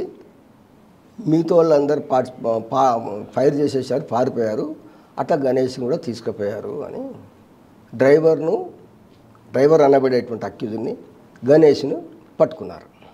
దాంట్లో ఏం చేశారంటే ఒక క్రూషియల్ పాయింట్, గణేష్ బ్లడ్ ఇక్కడక్కడ దొరికింది. హాల్లో ఇన్సిడెంట్ జరిగింది, బెడ్రూమ్లో దొరికింది, అక్కడ దొరికింది అని శాంపుల్ తీసుకున్నారు. కారులోను అతని గుడ్డల మీకే తీసుకున్నారు. గణేష్ అరెస్ట్ చేసినాక ఒక 14 గంటల పాటు ట్రీట్మెంట్ ఇవ్వాలి. బుల్లెట్ ఇంజరీ ఉంది అతనికి, బ్లడ్ యూజ్ అయిపోతుంది. 14 గంటల సేపు కూడా ట్రీట్మెంట్ ఇవ్వలేదు. కాబట్టి అతను వాలంటరీ చెప్పాడో ఫోర్స్ఫుల్ చెప్పాడో, నేను సుబ్బరామరెడ్డి గారు ఎట్లా ఉన్నారో చూడమని అంటే మా పార్టీ ఆదేశాల మేరకు పోయినాను, అక్కడ ఎవరో కాల్పులు జరిపినారు, నేను పడిపోయినాను, నాకేం తెలియదు నేను అని చెప్పాడు. దానివల్ల ఏమవుతుందంటే అతను ప్రజెన్స్ ఉంది అక్కడ, అతను అక్కడ ఇంజురీ అయిందని అడ్మిసిబుల్ ఎవిడెన్స్. అదే కన్ఫెషన్ కాదు, ఎవరో కాల్పులు చేశారని చెప్పాడు. ఎంతమంది వచ్చినారు ఏమొచ్చినారు అదంతా ఏముండదు, వీళ్ళ కథనం 7-8 మంది వచ్చారని కాల్పులు చేశారని. అప్పుడు డ్రైవర్ను గణేష్ది ఒక 2 ఇంజూర్డ్ 2 డెత్, ఒక గన్మెన్ చనిపోయాడు, సుబ్బరామరెడ్డి గారు చనిపోయారు, ఒక 2 వాళ్ళ అనుచరులు ఇంజురీస్ అయ్యారు. ఒకరికి బాడీలో బుల్లెట్ కూడా ఉన్నది. వీళ్ళిద్దరి బ్లడ్ శాంపుల్ తీసుకున్నారు, డిఎన్ఏకి పంపించారు ప్రూవ్ చేయడానికి సిబిఐ వాళ్ళు. అందులో రిపోర్ట్ ఏమొస్తుందంటే all the accused, all the injured, all the deceased and another DNA is present అంటాడు. అరే వినండి, కేసు ప్రకారంగా ఇంజురీ అయింది అసలేంటి ఒక్కడే, అక్యూజ్డ్ ఒక్కడే. 2 డిసీజులు 2 ఇంజురీలు 5గురే. కానీ ఆల్ ద అక్యూజ్డ్ అంటే డ్రైవర్ బ్లడ్ ఉంది, గణేష్ బ్లడ్ ఉంది, సచినలో బ్లడ్ ఉంది, ఇంజురీ బ్లడ్ ఉంది, అనదర్ బ్లడ్ ఉంది అని అంట. అది ఎవరిది? అక్కడ మేము సైంటిస్ట్ని క్రాస్ చెకింగ్ చేశాం.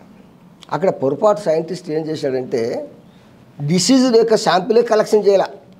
అరే చెయ్యకుండా గ్రూప్స్ సాధారణంగా ఒక్కలే ఉంటాయి. నాది బ్లడ్ గ్రూప్ నీవు ఉండొచ్చు కానీ డిఎన్ఏ వేరు ఉంటుంది. అట్లా ఈ diseased injured blood disease blood ఈ A2కు వీళ్ళ A1కు టాలీ అయింది. A1 ఏమో బెడ్రూమ్లోకి పోలేదు, బాత్రూంలో ఎక్కడ పోలేదు. ఆ ఇంజూర్డ్ పర్సన్ దాక్కున్నారు. హాల్లో మాత్రమే ఇంజూర్ కాగానే వెళ్ళిపోయాడు. సరే అతని గుడ్డల మీద ఉంది అంటే ఆ హాల్లో తప్ప అతని గుడ్డల మీద తప్ప బెడ్రూమ్లో కానీ బాత్రూంలో కానీ ఆయన ఉండే అవకాశం లేదు. తీసుకునే శాంపుల్ బెడ్రూమ్లోకి వెళ్ళి బాత్రూంలోకి వెళ్ళి అంటే గణేష్ ఆ రూమ్లో పోలేదు, డ్రైవర్ అసలే పోలేదు. వీళ్ళు కాకుండా ఇంకో బ్లడ్ ఎక్కడుంది? సైంటిస్ట్ ఆన్సర్ చెప్పలేము. నేను చెప్పాను ఇద్దరికి అవి ఎవరు పోయారో నాకు తెలియదు. కానీ డిసీజ్ శాంపుల్ లేకుండా నువ్వు డిసీజ్ శాంపుల్ కాకుండా ఇంకో ఉంది, డిసీజ్ ఉన్నారు అక్యూజ్డ్ ఉన్నారు అని చెప్పామంటే ఆ డిసీజ్ శాంపుల్ మా ల్యాబ్లో ఉంది అన్నాడు. డిసీజ్ ల్యాబ్ మేము డేటా కలెక్షన్స్ ల్యాబ్లో ఉందంటే శాంపులే కలెక్షన్ చేయకుండా ఎక్కడ ఉంటుంది? దానికి ఏ కోర్టు ఆన్సర్ చెప్పలా. సుప్రీంకోర్టులో కూడా గ్రౌండ్ రేజ్ చేసాము. డిఎన్ఏ సైంటిఫికే ఒప్పుకుంటున్నాను. ఎందుకంటే ఇది ప్రజెన్స్ డైయింగ్ డిక్రేషన్ అనబడే స్టేట్మెంట్ ప్రజెన్స్ ఉంది కదా, కాబట్టి ఏం ఆన్సర్ చేయకుండా సుప్రీంకోర్టు కూడా అప్పీల్ చేసింది. ఈ బాబు డ్రైవర్ ఉన్నాడు కదా, అసలు డ్రైవర్ ఇంజురీ లేదు, డ్రైవర్ బ్లడ్ ఎవరు నమ్ముతారు? డ్రైవర్ ఇక్కడనే అక్విట్లు అయిపోయాడు హైకోర్టులో.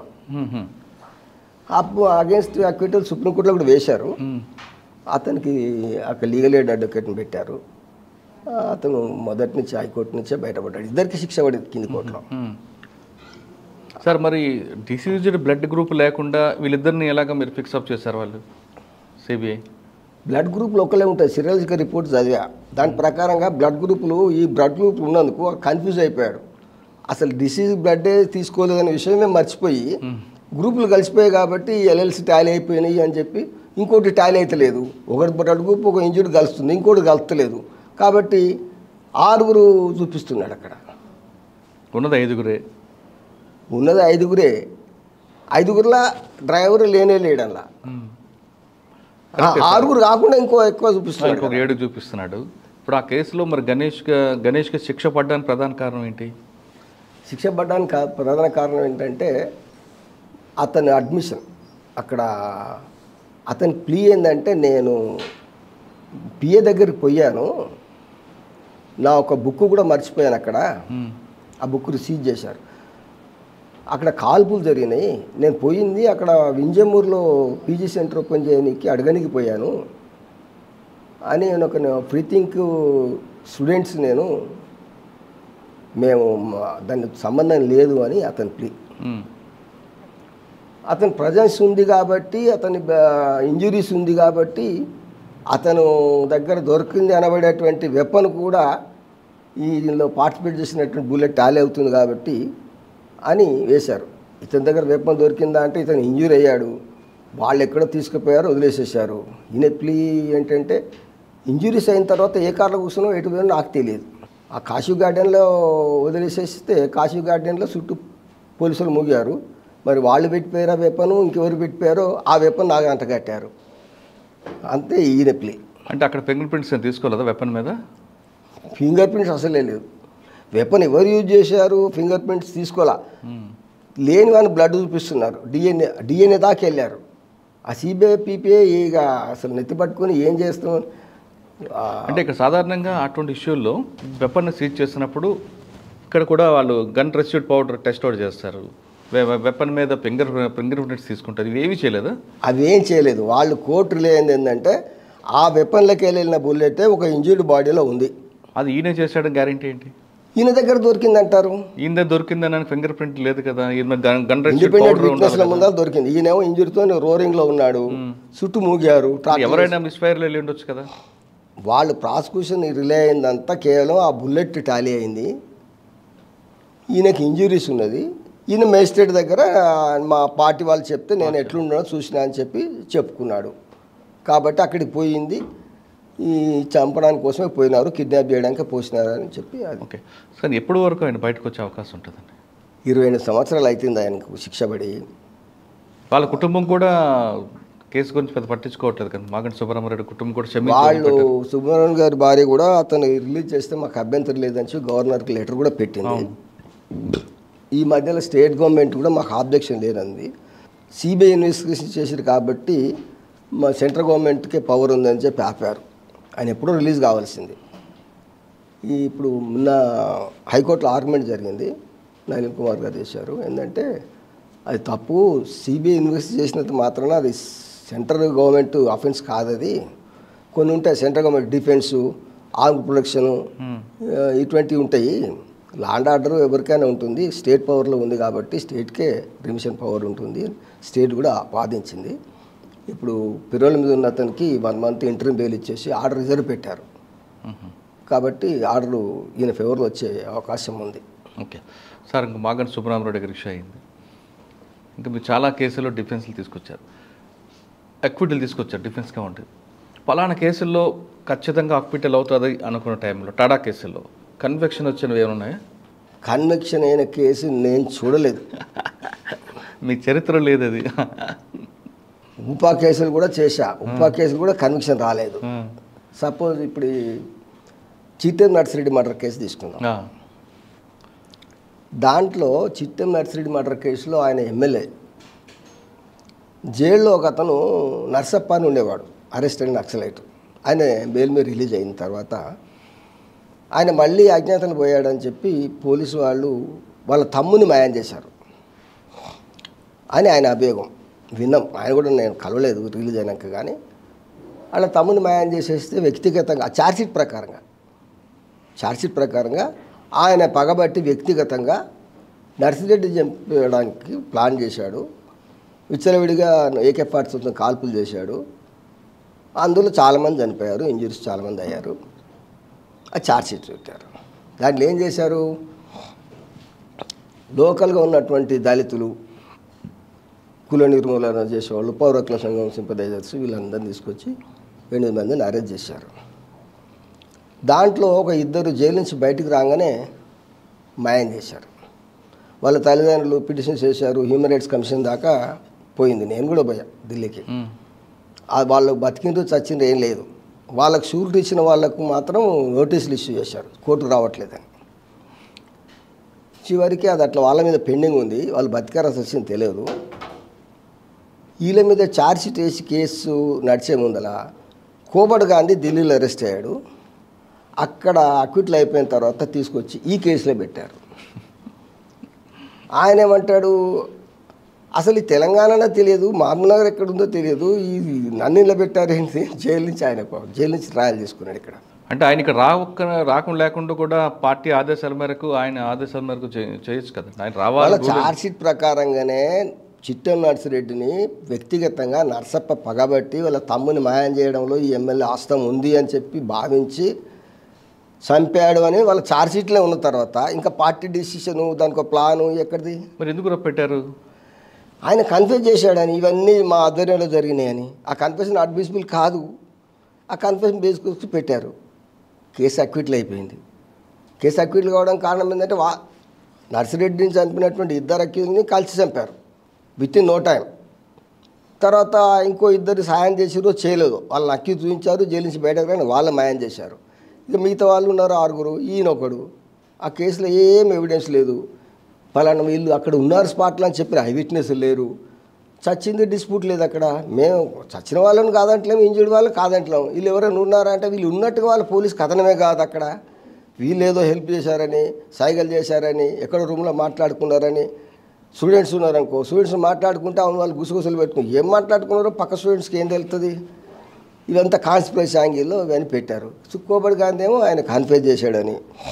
ఇట్లాంటి కథనాలు అసలు నర్సప్పని పట్టుకొని విచారించి తగిన శిక్ష చేస్తే కరెక్ట్ కేసు అది.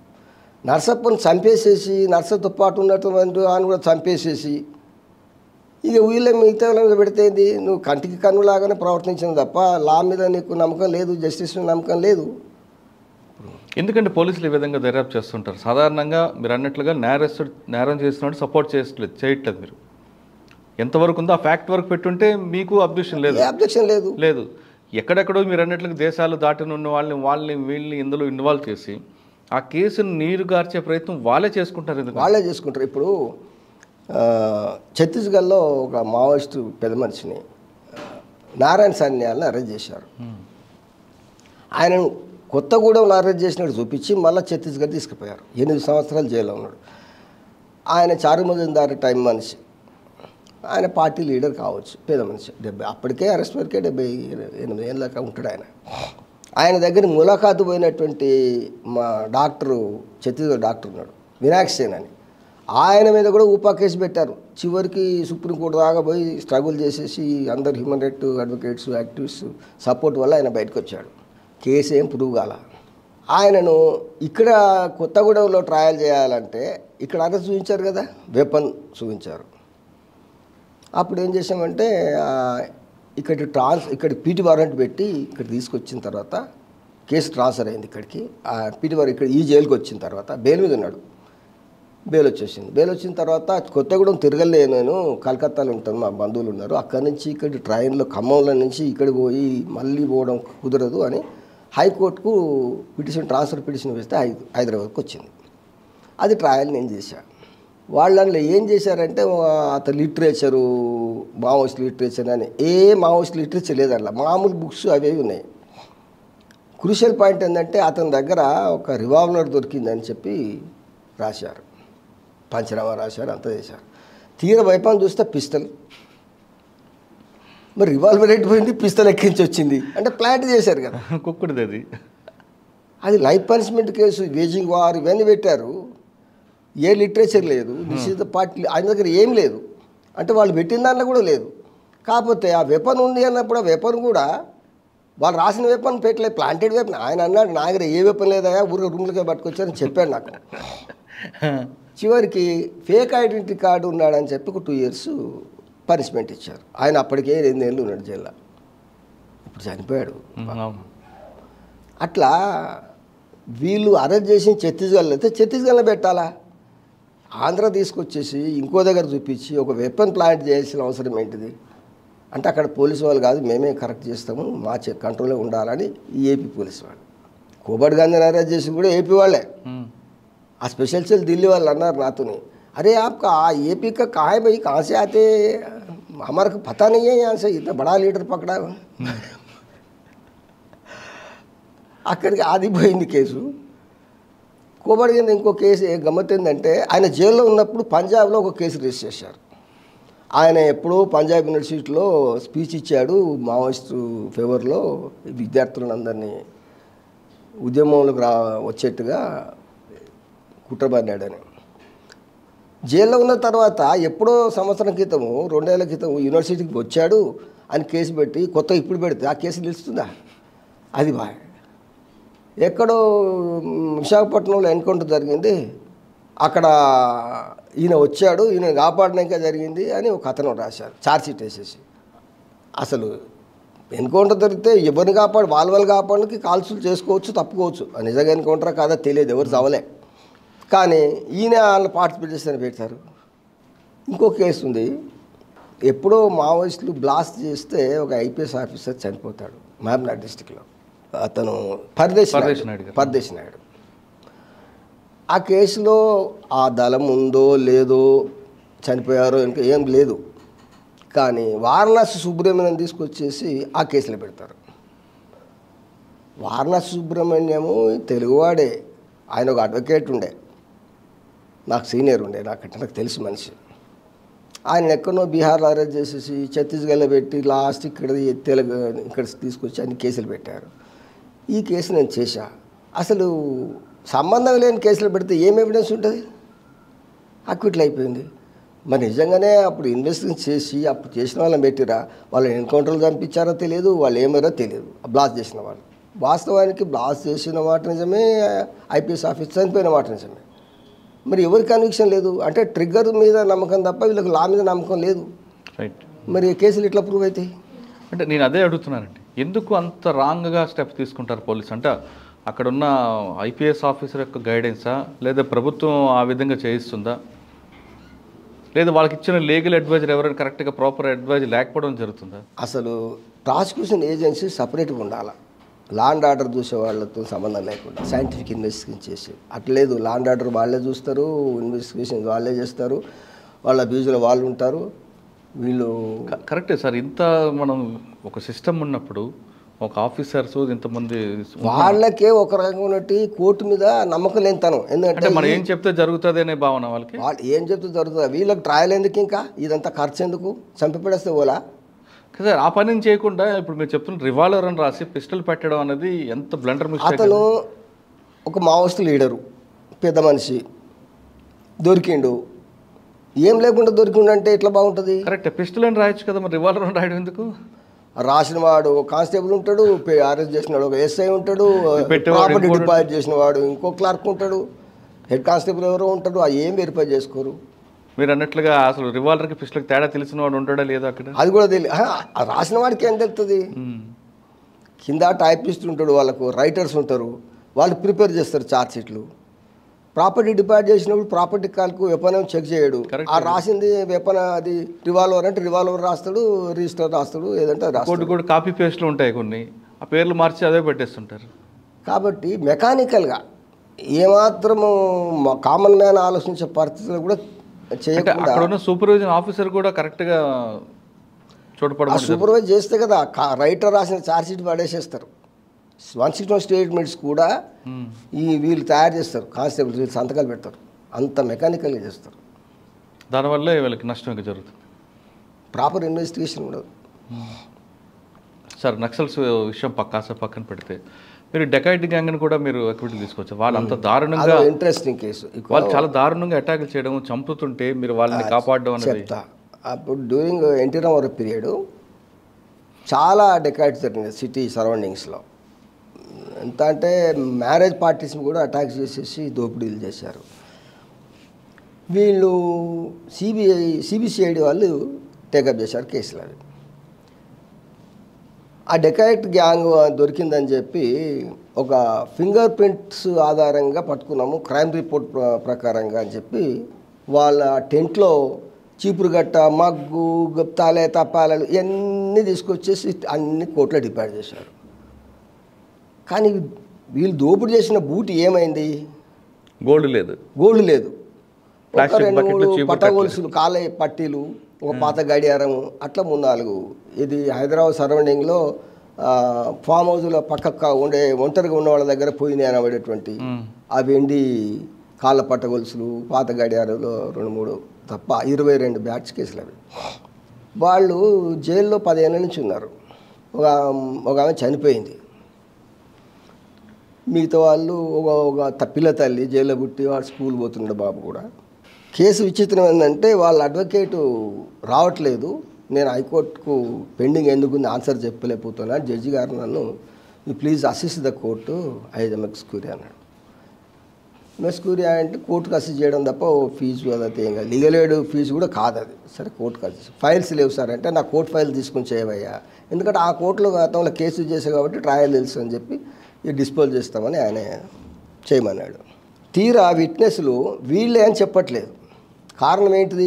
మా బంగారం ఏమైంది, బంగారం ఏమైందని మేము తిన్నామా? ఈ ప్రాసిక్యూషన్ చేసేటప్పటికి చాలా ఏళ్ళ క్రితం ప్రాసిక్యూట్ చేసే ఆఫీసర్స్, ఎస్ఐ, హెడ్ కానిస్టేబుల్స్ ఎవరో ఉన్నారు సిబిసిఐడి నుంచి, వాళ్ళకి ఏం తెలియదు. డిపాజిట్ చేసినోడు పాత వాళ్ళంతా చనిపోయారు, రిటైర్ ఏమయ్యారు. విట్నెస్లు వస్తారు, బయట మాట్లాడుకుంటే విన్ననే వీళ్ళకి చెప్పమంటున్నారు మా బంగారం ఏమైందని విట్నెస్ అంటారు. నేను ఎవరినో వాళ్ళకి తెలియదు కదా, ఇక మనకెందుకు లేకూడదు అని కోర్టులో కూర్చుంటాం.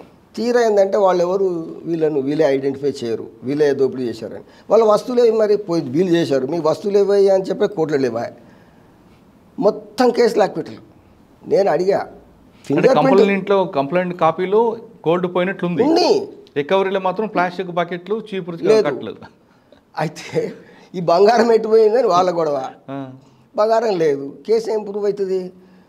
ఫింగర్ ప్రింట్ అతన్ని అడిగా, మీరు స్పాట్లో దొరికింది, తర్వాత మా క్రైమ్ రిపోర్ట్లో ఉంది, ఫలానా క్రైమ్లో దొరికిన ఫింగర్ ప్రింట్ ఆధారంగా మేము ట్రేస్ చేసామన్నారు. వీళ్ళు అరెస్ట్ చేసిన తర్వాత కోర్టు సమక్షంలో ఫింగర్ ప్రింట్స్ తీసుకొని ఆ స్పాట్లో ఫింగర్ ప్రింట్స్ టాలీ చేసినావయ్యా, లేదు. మరి వీళ్ళే ఎట్లా చెప్తాను? మీ రికార్డులో ఉన్న ఫింగర్ ప్రింట్స్ ప్రకారంగా స్పాట్లో దొరికిన ఫింగర్ ప్రింట్స్ టాలీ అయినాయి అంటే వీళ్ళు అరెస్ట్ చేసిన తర్వాత కోర్టు సమక్షంలో తీసుకొని అవి నిజమే అని చెప్పి ప్రూవ్ చేయాలి కదా.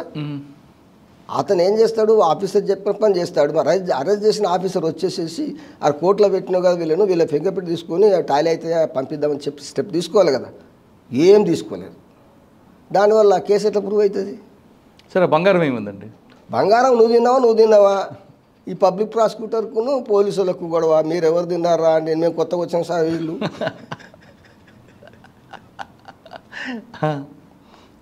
అది పోయింది. దాని మీద కోర్టు ఏమైనా సీరియస్గా యాక్షన్ తీసుకోలేదండి? ఎందుకంటే కంప్లైంట్కి న్యాయం చేయడం అంటే పోయిన వస్తువుని ఇవ్వడమే. కంప్లైంట్లో ఆల్రెడీ మీరు బంగారం పోయింది, దోచుకెళ్ళారు కనిపిస్తుంది, కానీ రికవరీ మాత్రం ప్లాస్టిక్ బకెట్లు, చీపురు కట్టలు కనిపిస్తున్నాయి. మరి కంప్లైంట్ కోర్టు ఏం చేస్తుంది? కేసు ప్రూవ్ కాలేదు, కొట్టేస్తుంది అంతే.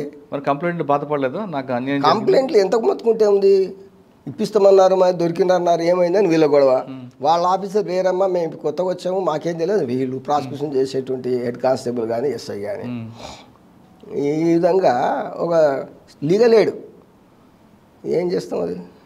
సార్, మీరు వ్యాస్ గారి కేసులో మీరు డిఫెన్స్ తీసుకున్నారు, నేను అసిస్ట్ చేశాను సార్ కానీ చేశారు, కానీ అక్కడ నయీం అనే వ్యక్తిని బయటకు వచ్చాడు బెయిల్ మీద. అందులో మీరు బోనాల కృష్ణారావు గారు, బోనాల కృష్ణారావు గారు ఉన్నారు, మీరు కూడా ఉన్నారు. కాబట్టి నేను నయీంతో అప్పటికి పరిచయం ఉంది. నయీం పరిచయం ఉంది, జైల్లో కలిసేవాడు కదా. కానీ అదే నయీం బయటకు వచ్చిన తర్వాత మిమ్మల్ని టార్గెట్ చేయడానికి ఉద్దేశం ఏంటండి? తెలియదు. మీరు ఆయనకి భయపడి ఢిల్లీ వెళ్ళిపోయారని వాటి నిజమేనా? పురుషోత్తమని చంపినారు, తర్వాత నెల్లూరులో పురుషోత్తం గారిని, ఇక్కడ దిల్సునగర్లో, అవును, నెల్లూరులో కూడా, నల్గొండలో ఆజమలిని చంపారు. అవును. అప్పుడు ఖన్నాబ్రాన్ గారు ఇదంతా ఏంటంటే సరూర్ నగర్లో పురుషోత్తం గారిని చెప్పారు. దిల్సునగర్లో పట్టుపక్కలే కదా, కిరాణా షాప్కి వెళ్ళి వస్తుంటే, కిరాణా షాప్ దగ్గర పురుషోత్తం చంపిన తర్వాత మళ్ళీ విత్ ఇన్ నో టైం ఆజమలిని కూడా చంపారు. వాళ్ళు వీళ్ళకు నక్సలైట్లకు రెగ్యులర్ కలిసే వల్ల పురుషోత్తం, ఆజమలి కూడా పౌరకులు ఉన్నారు కదా, ప్రమాదమైన పరిస్థితులు ఉన్నాయి రానీకు అని ఖన్నాబ్రాన్ గారు, బాలగోపాల్ వీళ్ళంతా షిఫ్ట్ చేసుకోమనంటే ఇక ఢిల్లీకి వెళ్ళి అక్కడ ఒక 10 ఏళ్ళు ఉన్నాను. అప్పుడే పార్లమెంట్ అటాక్ కేసు. సార్, ఆ కేసు గురించి వెళ్ళే ముందు ఇక్కడ నయీం ఒక్కడే టార్గెట్ చేశాడా? నయీం వెనక ఎవరైనా ఒక ఐపీఎస్ ఆఫీసర్ ఉన్నారని వార్తలు వాస్తవం? నేను కూడా విన్నాను, ప్రైవేట్ గ్యాంగ్ కూడా ఎంగేజ్ చేశారని, కానీ నాకు ఎవిడెన్స్ ఏం లేదు. నేను ఎవరిని అంటే మీరు ఢిల్లీ వెళ్ళిపోయిన తర్వాత మీ వైపు రాలేదా నయీం? ఫోన్లు చేయడము, బెదిరియడం, పిల్లలు మీ నాన్న ఎక్కడు ఇవన్నీ జరిగినాయి. కానీ మీరు ఒక విధంగా ఆయన గురువు లాంటి వాడు కదా, మిమ్మల్ని నేను మాట్లాడా. నాకు మా ఆవిడ మీ నంబర్ చెప్పండి అని చెప్తా, మేము మమ్మల్ని ఎందుకు సతాయిస్తున్నారు అన్న తర్వాత నాకు ఢిల్లీలో పక్క ఫ్రెండు ల్యాండ్లైన్ ఉండే, మా మిస్సెస్ చెప్పిన నంబర్కి ఫోన్ చేస్తే ఎక్స్చేంజ్ జరిగినాయి. నేనేందయ్యా, నువ్వు ఎక్కడ రమ్మంటే అక్కడ వస్తా, పిల్లల్ని ఎందుకు సతాయిస్తున్నావు, చంపేసేస్తే నేను నీతో కొట్టాడంత, నేను బక్కపానము, నేను పోలీసులు మిస్గైడ్ చేస్తున్నారు, నక్సలైట్లు మీరేం గొడవ చేసుకున్నారో, అప్పారావు, బాలకృష్ణ మీ మధ్యలో ఏముందో నాకు కూడా తెలియదు, నయం కూడా తెలుసు, నాకేమి వాళ్ళ మధ్య డిస్ప్యూట్స్ నాకు కూడా తెలియదు, నయం కూడా తెలుసు, అనవసరంగా నువ్వు చేస్తున్నావు అని చెప్పానంటే, నువ్వు హైదరాబాద్లో లేవు, ఢిల్లీలో లేవు, నువ్వు ఎక్కడున్నా లేపేస్తాను, నేను బతకాలనుకుంటున్నా అన్నాడు. నేను చాలా మిస్లీడ్ చేస్తున్నా డిపార్ట్మెంటు, నేను హైదరాబాద్లో లేను, ఢిల్లీలో లేనంత మాత్రాన నీకోసం ఎక్కడికో పోయానంటే, లేదు నువ్వు పటేల్ సుధాకర్ రెడ్డికి పోయావు, బెంగళూరుకు పోయావు అన్నాడు. నేను బెంగళూరుకు పోలేదు, సుధాకర్ రెడ్డి బెంగళూరు ఉన్నాడు, నీకు తెలిసినేమో నాకు తెలియదు, నేను కలకత్తా పోయాను. ఓకే, నయీం ఎపిసోడ్ కాస్త పక్కన పెడతాం. మీరు ఢిల్లీ వెళ్ళిన తర్వాత పార్లమెంట్ మీద అటాక్, అఫ్జల్ గురు అరెస్టు, అందులో ప్రొఫెసర్ గిలానీ గారు రోల్, ఇదంతా ఏం జరిగిందంటే అందులో మీరు ఎవరి వైపు డిఫెన్స్ తీసుకున్నారు?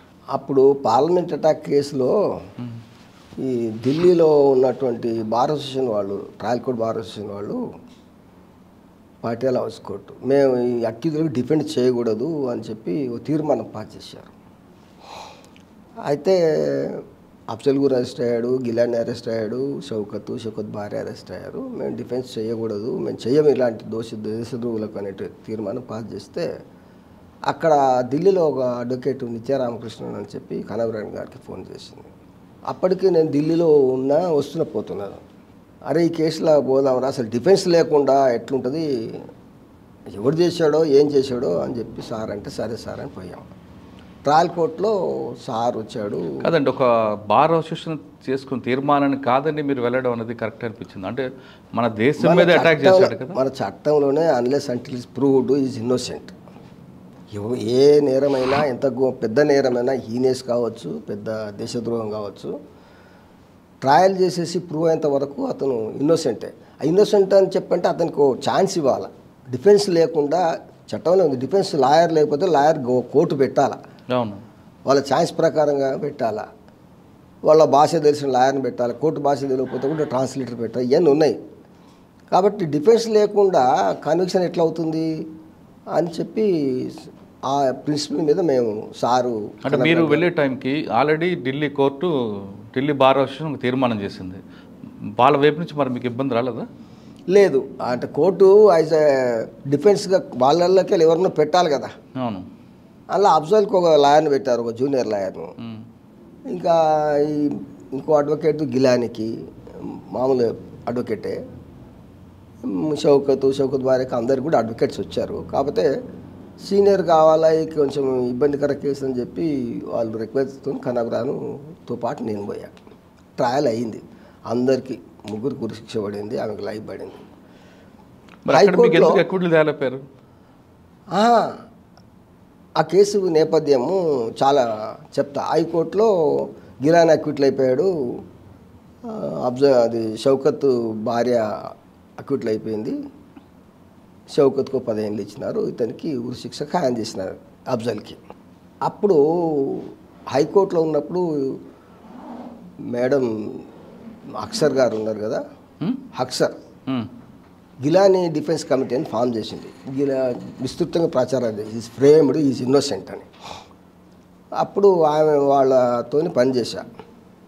దాంట్లో కేస్ స్టడీ చేసేసి ఏమేమి ఉంది అని చెప్పి ప్రిపేర్ చేసినప్పుడు హైకోర్టులో రామ్ జెఠ్మలాని గారు ఆర్గ్యుమెంట్ చేశారు, సుప్రీంకోర్టులో కూడా ఆయన చేశాడు. హైకోర్టు అక్విటల్ చేసింది. అఫ్జల్కి ఏమైందంటే ట్రయల్ కోర్టులో లాయరు, ఒక లీగల్ ఎయిడ్ లాయర్ పెట్టారు, జూనియర్ అడ్వకేటు. అఫ్జల్ ఎక్కడ కూడా డినై చేయలే. అఫ్జల్ ఎక్కడ కూడా డినై చేయలే. డినై చేసిందంటే ఒకటి నేను ఒక్కరినే పంపించాను, అది ఎపిసోడ్ అంతా చెప్తాను, మీతో వాళ్ళు ఎట్లా వస్తే తెలియదు ఎంత చెప్పుకున్నాడు. హైకోర్టులో ఏమైందంటే అతన్ని ఉరిశిక్ష బదులు ఒక పెయిన్లెస్ కిల్లింగ్ చేయమని ఒక ఇంజక్షన్ ద్వారా, పాయిజనస్ ఇంజక్షన్ ద్వారా అని చెప్పి ఒక పిటిషన్ పెట్టారు హైకోర్టు అడ్వకేట్ అని చెప్పి. అఫ్జల్ ఆ అభియోగం మీద నేను అసలు నా కేసే చేయలేదు, ఆ లాయర్ వద్దు అనడంతో అది సీనియర్ కౌన్సిల్ కసి చేయడానికి నందిత గారు, నందిత అక్సర్ గారు నన్ను హెల్ప్ చేయమని ఆ కేసు అంతా చూసిన కాబట్టి. అట్లా సుప్రీంకోర్టులో కూడా నేను సీనియర్ కౌన్సిల్ సుశీల్ కుమార్ గారికి బ్రీఫ్ చేశాను. అంటే మీరు ఈ క్రమంలో అఫ్జల్తో మాట్లాడారు ఎప్పుడైనా? నేను అఫ్జల్తో జైలు కోర్టుకు వచ్చినప్పుడు తప్ప ఆయనతో కోర్టుకు వచ్చినప్పుడు మాట్లాడారా? మాట్లాడలేదు. కాకపోతే కేసు చదవడము, ఆయన డిఫెన్స్ ఏదో చూడడం. ఆయనలో ఏమైనా పశ్చాత్తాపం ఉందంటే?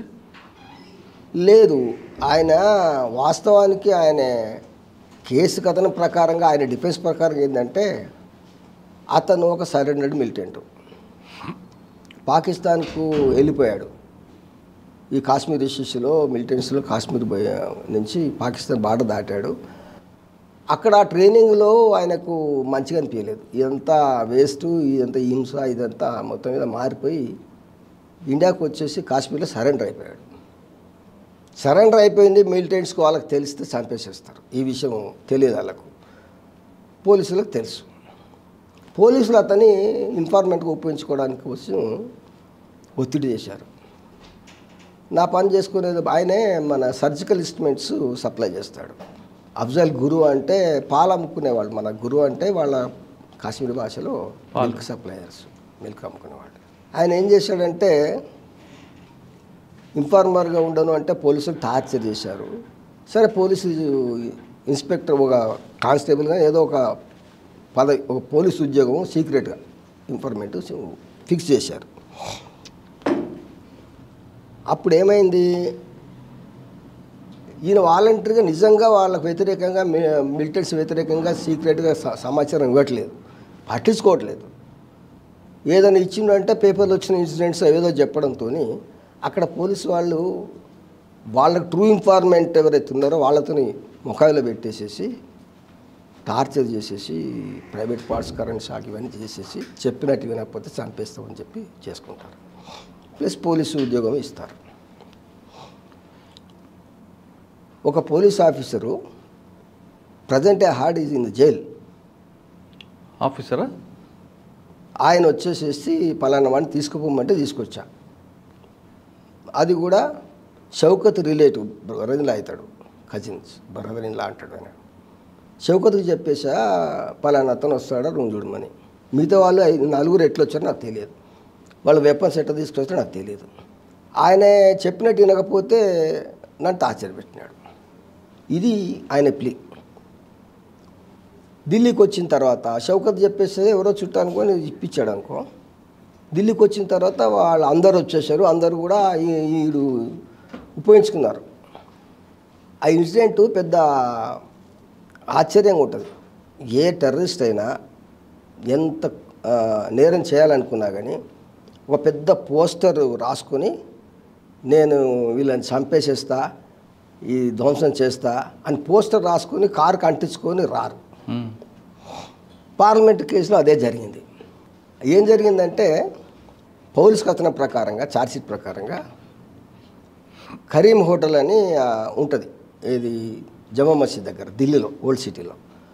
అక్కడ నుంచి కారులో బయలుదేరి అక్కడ టిఫిన్ చేసి కారులో బయలుదేరి పార్లమెంట్ వరకు కారుకు డ్రైవర్కు లెఫ్ట్ సైడ్కు ఉండేటువంటి అద్దానికి దాని మొత్తం కారు ఒక పెద్ద పోస్టర్ రాసుకొని this property belongs to defence అని రాసి అన్ని slogans, will smash this India, this political vulgar words, Advani, Vajpayee was ప్రధానమంత్రి అప్పుడు ఉండే, ఇట్లా రాసుకొని అన్ని కిలోమీటర్లు వస్తూ ఉంటే ఎక్స్ప్లోజివ్స్ కార్లో పెట్టుకొని ఏ ఒక్కరు చూసి ఫైర్ చేసినా ఎక్స్ప్లోజివ్స్ పేలిపోతాయి, వాళ్ళు చనిపోతారు.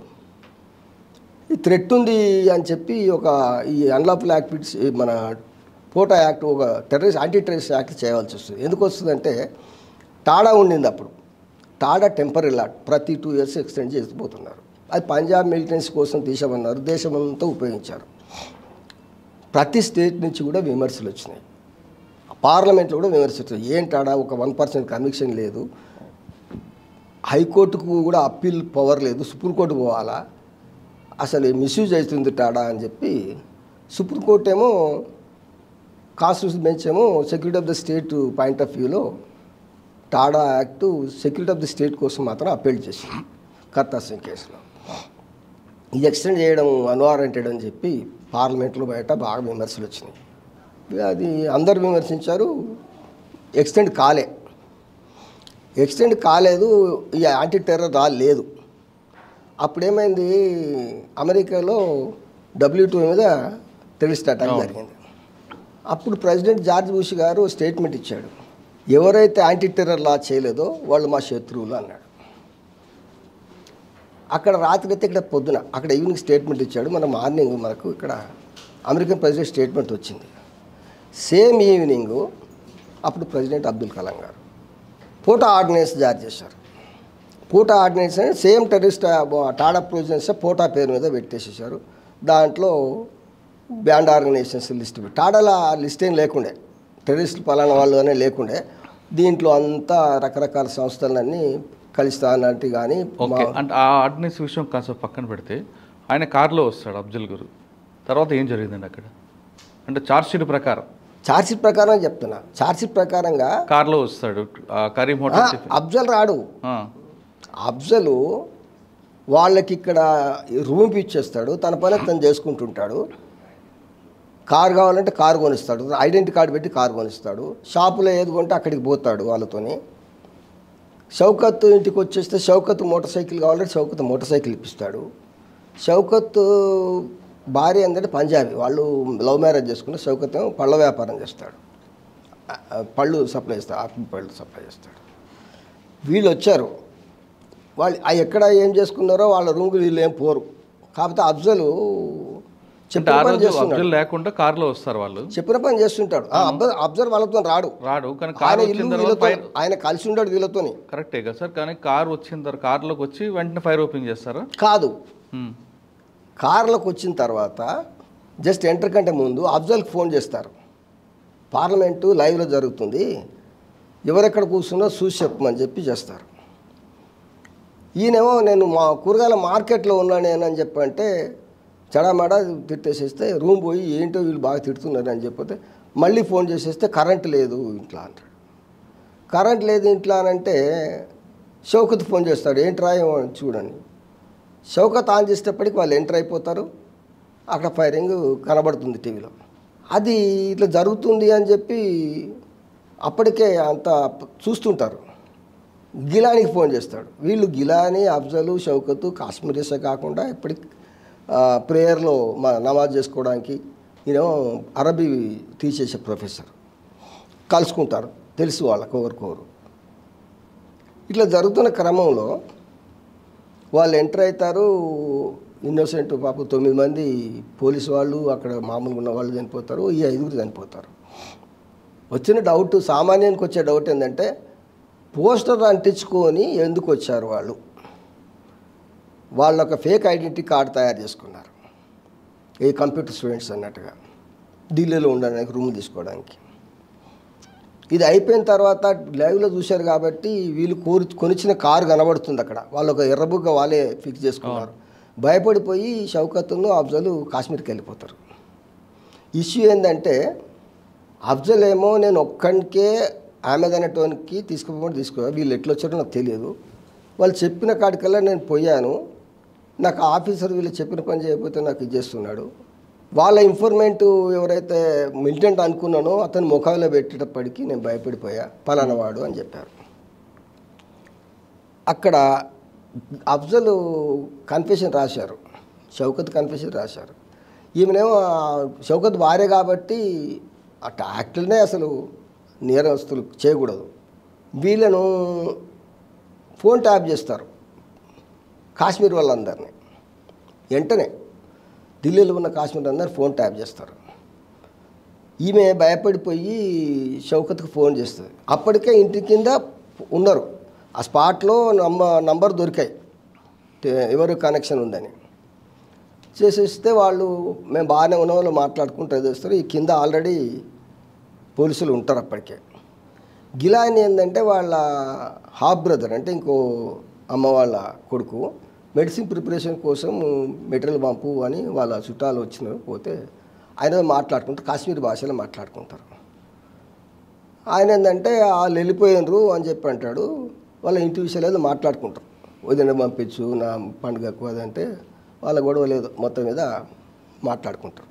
ఈ ఫోన్ ట్యాపింగ్ చేసిన తర్వాత ఒక మార్కెట్లో ఒక వెజిటేబుల్ వెండర్, చదువు రాని అతను, కాశ్మీర్ అతను, ఏం వినరా ఏం మాట్లాడుతారో చెప్పమంటే నవ్వుకుంటున్నారు, ఏదో వాళ్ళు పోయినరు అంటున్నాడు అని చెప్తాడు. అఫ్జల్ గురుతో పాటు కాశ్మీర్లో పోయారు కదా, వాళ్ళు ఇద్దరు పట్టుకుంటారు. వాళ్ళ ఫోన్ ట్యాబ్లు ఉన్నాయి, ఈమె కూడా మాట్లాడింది, మార్కెట్లో పట్టుకున్నారు వాళ్ళను, అఫ్జల్ను షౌకత్ను. ఈయనను పట్టుకొని మీడియాలో పెద్ద మొత్తంలో ఒక ప్రచారం పెట్టి ఈయన దగ్గర ల్యాప్టాప్ దొరికింది, తర్వాత నగ దొరికింది, ఏమేమి దొరికింది, మీడియా అంతా ఒకటే ప్రచారం అనమాట. ఆయన దగ్గరికి ఏమీ సీజ్ చేయలేదు. ఆయన చెప్తాడు ఎంతో టార్చర్ పెట్టినా కానీ నేను ఎందుకు ఒప్పుకుంటా కేసు అన్నాను, నేను అసలు కన్ఫెషన్ చేయలేదు. ఇక్కడ విషయం ఏంటంటే నేను కాల్ రికార్డు స్టడీ చేశాము, అసలు వాళ్ళతో ఎవరెవరితో సంబంధాలు ఉన్నాయి. అక్కడ సీనియర్ అడ్వకేట్ సుప్రీంకోర్టులో ఒక ఆర్గ్యుమెంట్ చేశారు, ఇది యాంటీ టెర్రర్ లా చేయడానికి కోసము ఇండియన్ స్టేటు సీక్రెట్ ఏజెంట్స్ రా కావచ్చు, ఇంకా మిలిటరీ ఏమైనా కావచ్చు, వాళ్ళు చేసినటువంటి ఫలితమే ఇది. ఇక్కడ దాకా తీసుకొచ్చేసేసారు, ఎవరన్నా కాల్చాలా, వాళ్ళు చనిపోవాలి, ఇండియాకి థ్రెట్ ఉందని ఒక చేయాలా. ఎందుకంటే ఆల్రెడీ ఆర్డినరీ పాస్ చేశారు, పార్లమెంట్లో మెజారిటీ లేదు వాజ్పేయి గవర్నమెంట్కు, అదట పెండింగ్ ఉంది, చట్టం చేయాలి కాబట్టి యాంటీ టెర్రర్ లా నిన్న దాకా ఎక్స్టెండ్ చేయక టాడా వ్యతిరేకంగా అందరూ వ్యతిరేకించిన వాళ్ళే పోయింది కదా, ఈ చట్టం చేయనీకి ఒక బనావ్ తయారు చేశారు అని ఆర్గ్యుమెంట్ చెప్పారు. దానికోసమే ఏ మూర్ఖుడు కూడా ఓ పోస్టర్ పెట్టుకొని పోడు. పైగా గేట్ లోపలికి ఎంటర్ అయ్యే ముందల వాళ్ళకు కాల్ చేసి గైడ్ చేసిన వాళ్ళు ఎవరు, అఫ్జల్ కాదు, షౌకత్ కాదు, గిలానీ కాదు. ఒక కాలేమో జర్మనీ నుంచి ఉంది, ఒక కాలేమో దుబాయ్ నుంచి ఉంది, ఒక కాలేమో పాకిస్తాన్ నుంచి ఉంది. మరి ఈ కాల్ రికార్డ్ ఎవరు చేశారు? జస్ట్ 10 కంటే ముందు వాళ్ళకి ఎవరు గైడ్ చేస్తున్నాడు? ఇది దేశానికి ఇంత పెద్ద చేసినట్టుంటే గవర్నమెంట్ ఎందుకు ఉంది? అంతర్జాతీయ సంస్థలు ఎందుకు గగ్గోలు చేయలేదు?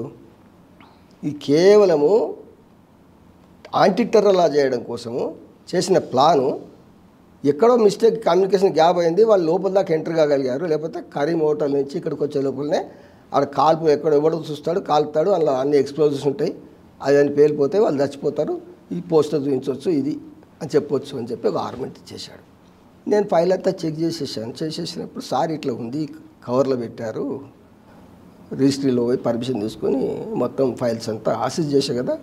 చెప్పిన తర్వాత సార్ చెప్పాడు, ఈ నంబర్లు ఎవరి, ఇవి ఇండియన్ ఏజెంట్స్ రా కావచ్చు, మిలిటరీ ఏజెంట్స్ కావచ్చు, ఎవరైనా కావచ్చు, ఇవి ఎందుకు ఇన్వెస్ట్ చేయలేదు అన్నప్పుడు అక్కడి పబ్లిక్ ప్రాసిక్యూటర్ ఏంటంటే ఇంటర్పోల్ మాకు కోఆపరేట్ చేయలేదు.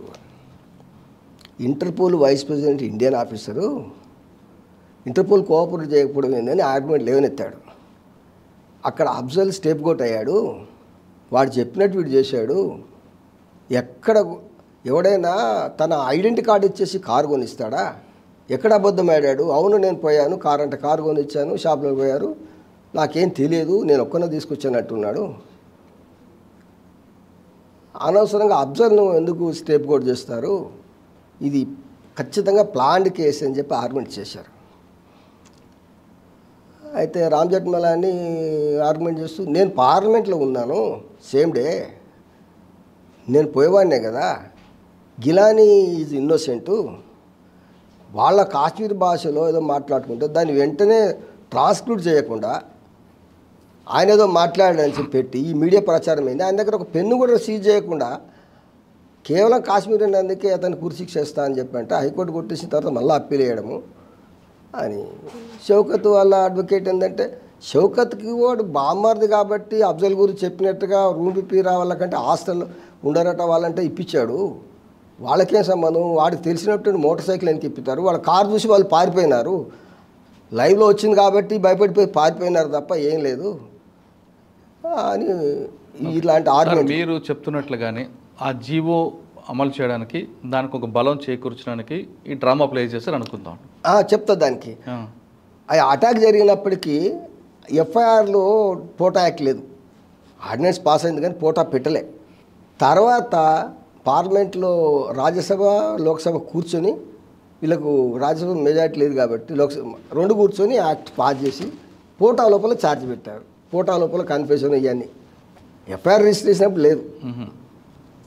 ఓకే, మీరు అన్నట్లుగా దాని సపోర్టింగ్ కోసం ఒక సీన్ క్రియేట్ చేశారు, ఒక డ్రామా ప్లే చేశారు అని అఫ్జల్ వాళ్ళ సీనియర్ ఆర్గ్యుమెంట్. దానికోసం ఒక పోలీస్ ఆఫీసర్ తీసుకొస్తాడు, అదంతా బాగానే ఉంది.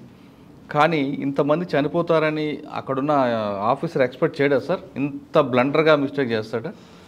ఎందుకంటే ఇప్పుడు మీరు అన్నట్లుగా కరీం హోటల్ వస్తారు, అక్కడే చనిపోతాడు. కార్లో వాళ్ళకి గైడ్ చేసినట్టు ఎక్స్ప్లోజివ్స్ పేలవు, వీళ్ళ దగ్గర వెపన్స్ కాల్స్తారు, వాళ్ళు కాల్స్తారు, వీళ్ళు 5 చనిపోతారు.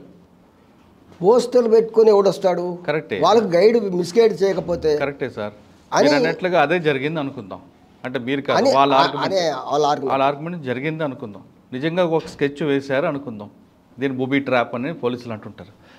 కానీ ఇక్కడ పోలీసులు ఒక 5 చనిపోతారు. ఒకవేళ నిజంగా మిస్ఫైర్ అయితే పార్లమెంట్లో మెంబర్ చనిపోతారని ఇక్కడున్న గైడ్ చేసిన ఆఫీసర్కి అయితే డిఫెన్స్ కథనం ఏంటంటే తీసుకుంటాడా? అది ఇంటర్నేషనల్గా వండుకుంటూ వీళ్ళకి గైడ్ చేస్తున్నారు కాబట్టి ఎక్కడో మిస్కమ్యూనికేషన్ అయింది, వాళ్ళు ఇక్కడ దాకా రాకూడదు, ఇక్కడ దాకా రాకముందే ఫైర్ కావాలా, వాళ్ళు ఇది చూపించాలా. ఎక్కడో మిస్కమ్యూనికేషన్ అయింది కాబట్టి లోపల దాకా రాగలిగారు, దాంతో హడావిడి జరిగింది, అప్పుడు ఫైర్ చేసుకున్నారు అనేది వాదన. ఓకే సార్, ఇంకా మన పార్లమెంట్ విషయం పక్కన పెడితే మీకున్న సర్వీస్లో దాదాపు 40 సంవత్సరాలు కంప్లీట్ అయిపోయింది. డిఫెన్స్ సర్టిఫికేట్ కంప్లీట్ కాలే, 40లోకి వచ్చారు. ఈ 40 సంవత్సరాలు బాగా టఫ్ ఉన్న కేసు ఏమైనా మీకు ఎదురైందా?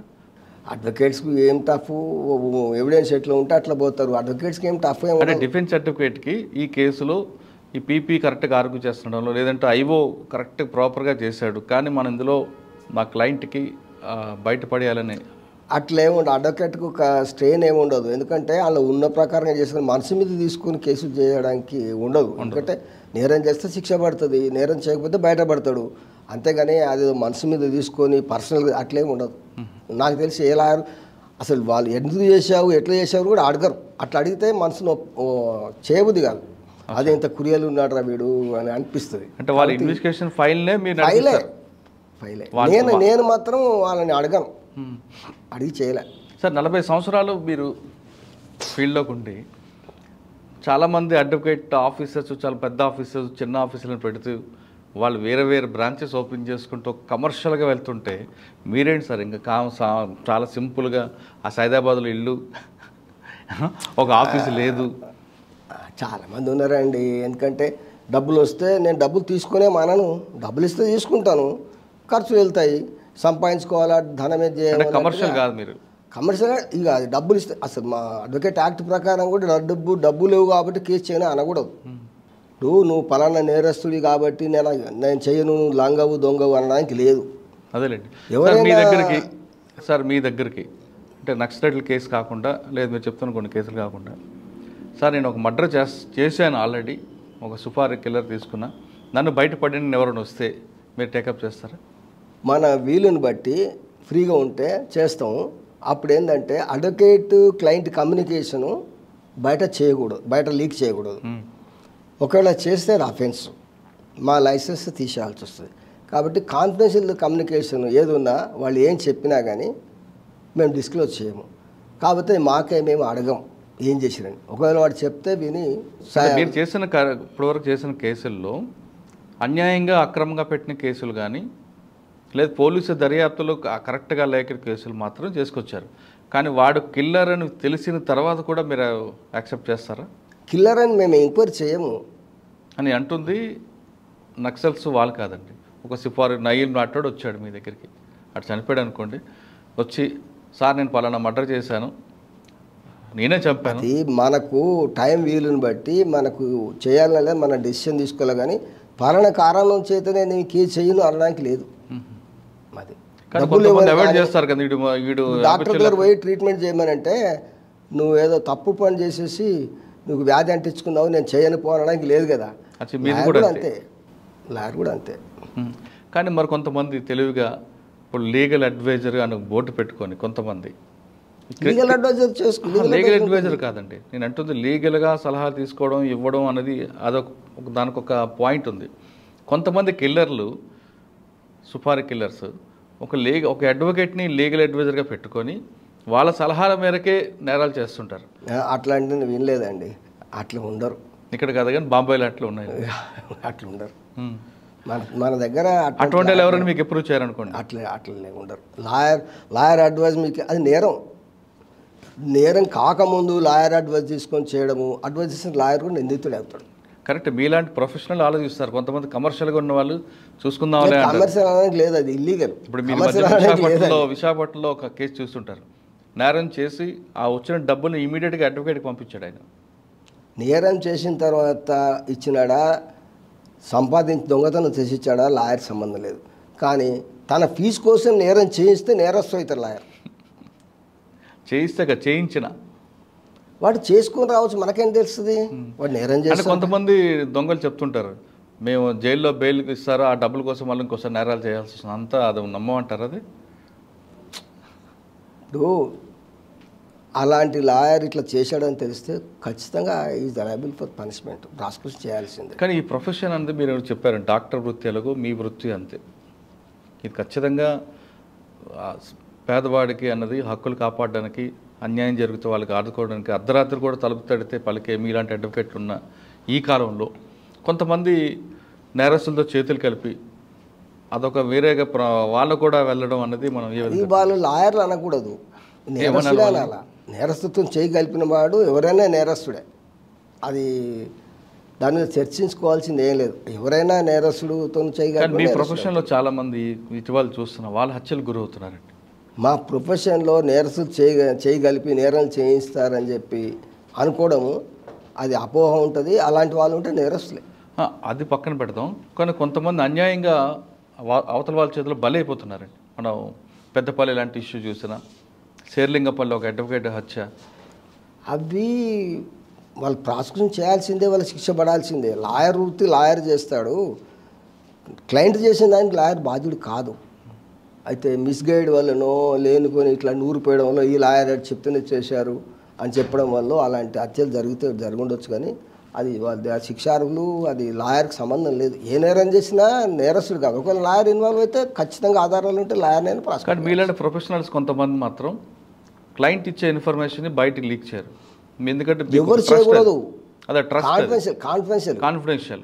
కానీ కొంతమంది అవతల పార్టీతో కూడా ములాఖాత్ అయిపోయి ఇన్ఫర్మేషన్ వాళ్ళకి షేర్ చేస్తుంటారు. అది ఎన్నో ఇల్లీగాలిటీస్ సమాజం జరుగుతుంటాయి. దాని లీగాలిటీ ఎట్లా మాట్లాడతాం? అన్ని ఇల్లీగాలిటీస్ జరుగుతుంటాయి. పెద్ద పెద్ద పదవులు ఉన్న వాళ్ళు కూడా, పెద్ద పెద్ద పొజిషన్లో ఉన్న వాళ్ళు కూడా మనీ లాండరింగ్లు, అక్రమ సంపాదనలు, ఇవన్నీ మర్డర్లు, ఇవన్నీ ఎన్నో జరుగుతుంటాయి కదా. దాన్ని లీగలైజ్ చేసి మాట్లాడడానికి కరెక్ట్ సరైనది కాదు. ఓకే సార్, ఇంకా మీరు దాదాపు 40 సంవత్సరాలు అయిపోయింది ఈ ప్రొఫెషన్లో. ఇంకా మీకు ఇంకా ఏదో చేయాలి, పేదవాడికి సహాయం చేయాలి అటువంటి ఆలోచన ఉందా? ఇంకా మీ గోల్ ఏముందండి? నాకు అట్లేం లేదు. వచ్చినకే చేసుకోవాలి, యాజ్ యూజువల్గా కాలం గడుపుకోవాలా. అవేమి కంకణం కట్టుకోవాలి కూర్చొని అదంతా ఏం లేదు. Okay sir, final question. ఈ ప్రొఫెషనల్ రావాలనుకున్న వాళ్ళకి, యువ న్యాయవాదులు అవ్వాలనుకున్న వాళ్ళకి మీరు ఇచ్చే మెసేజ్ ఏంటి? ఫ్యాక్ట్ను కరెక్ట్, పేపర్స్ కరెక్ట్ చదివి, లాను ప్రతి సెక్షన్ ఇంగ్రీడియంట్స్ ఏమైనా అట్రాక్ట్ అవుతున్నా చూసుకొని, మొదలు కేసులో ఉన్నటువంటి ఇంగ్రీడియంట్స్, చిన్న నేరం చేస్తే పెద్ద నేరం పెడతారు. ఆ ఇంగ్రీడియంట్స్ అట్రాక్ట్ కావు. ఏ దానికి ఇది సరైన ఇన్వెస్టిగేషన్ చేయలేదని ఒక పాయింట్ ఉంటే, ఇన్వెస్ట్ చేసినప్పటికీ కూడా తప్పుడు సెక్షన్లు పెట్టినట్టుంటే అట్రాక్ట్ అయితే లేదా చూసుకోవాలా. థరోగా ఫ్యాక్ట్ మీద కంట్రోల్ ఉండాలి. ఫ్యాక్ట్ థరోగా ఉండాలా.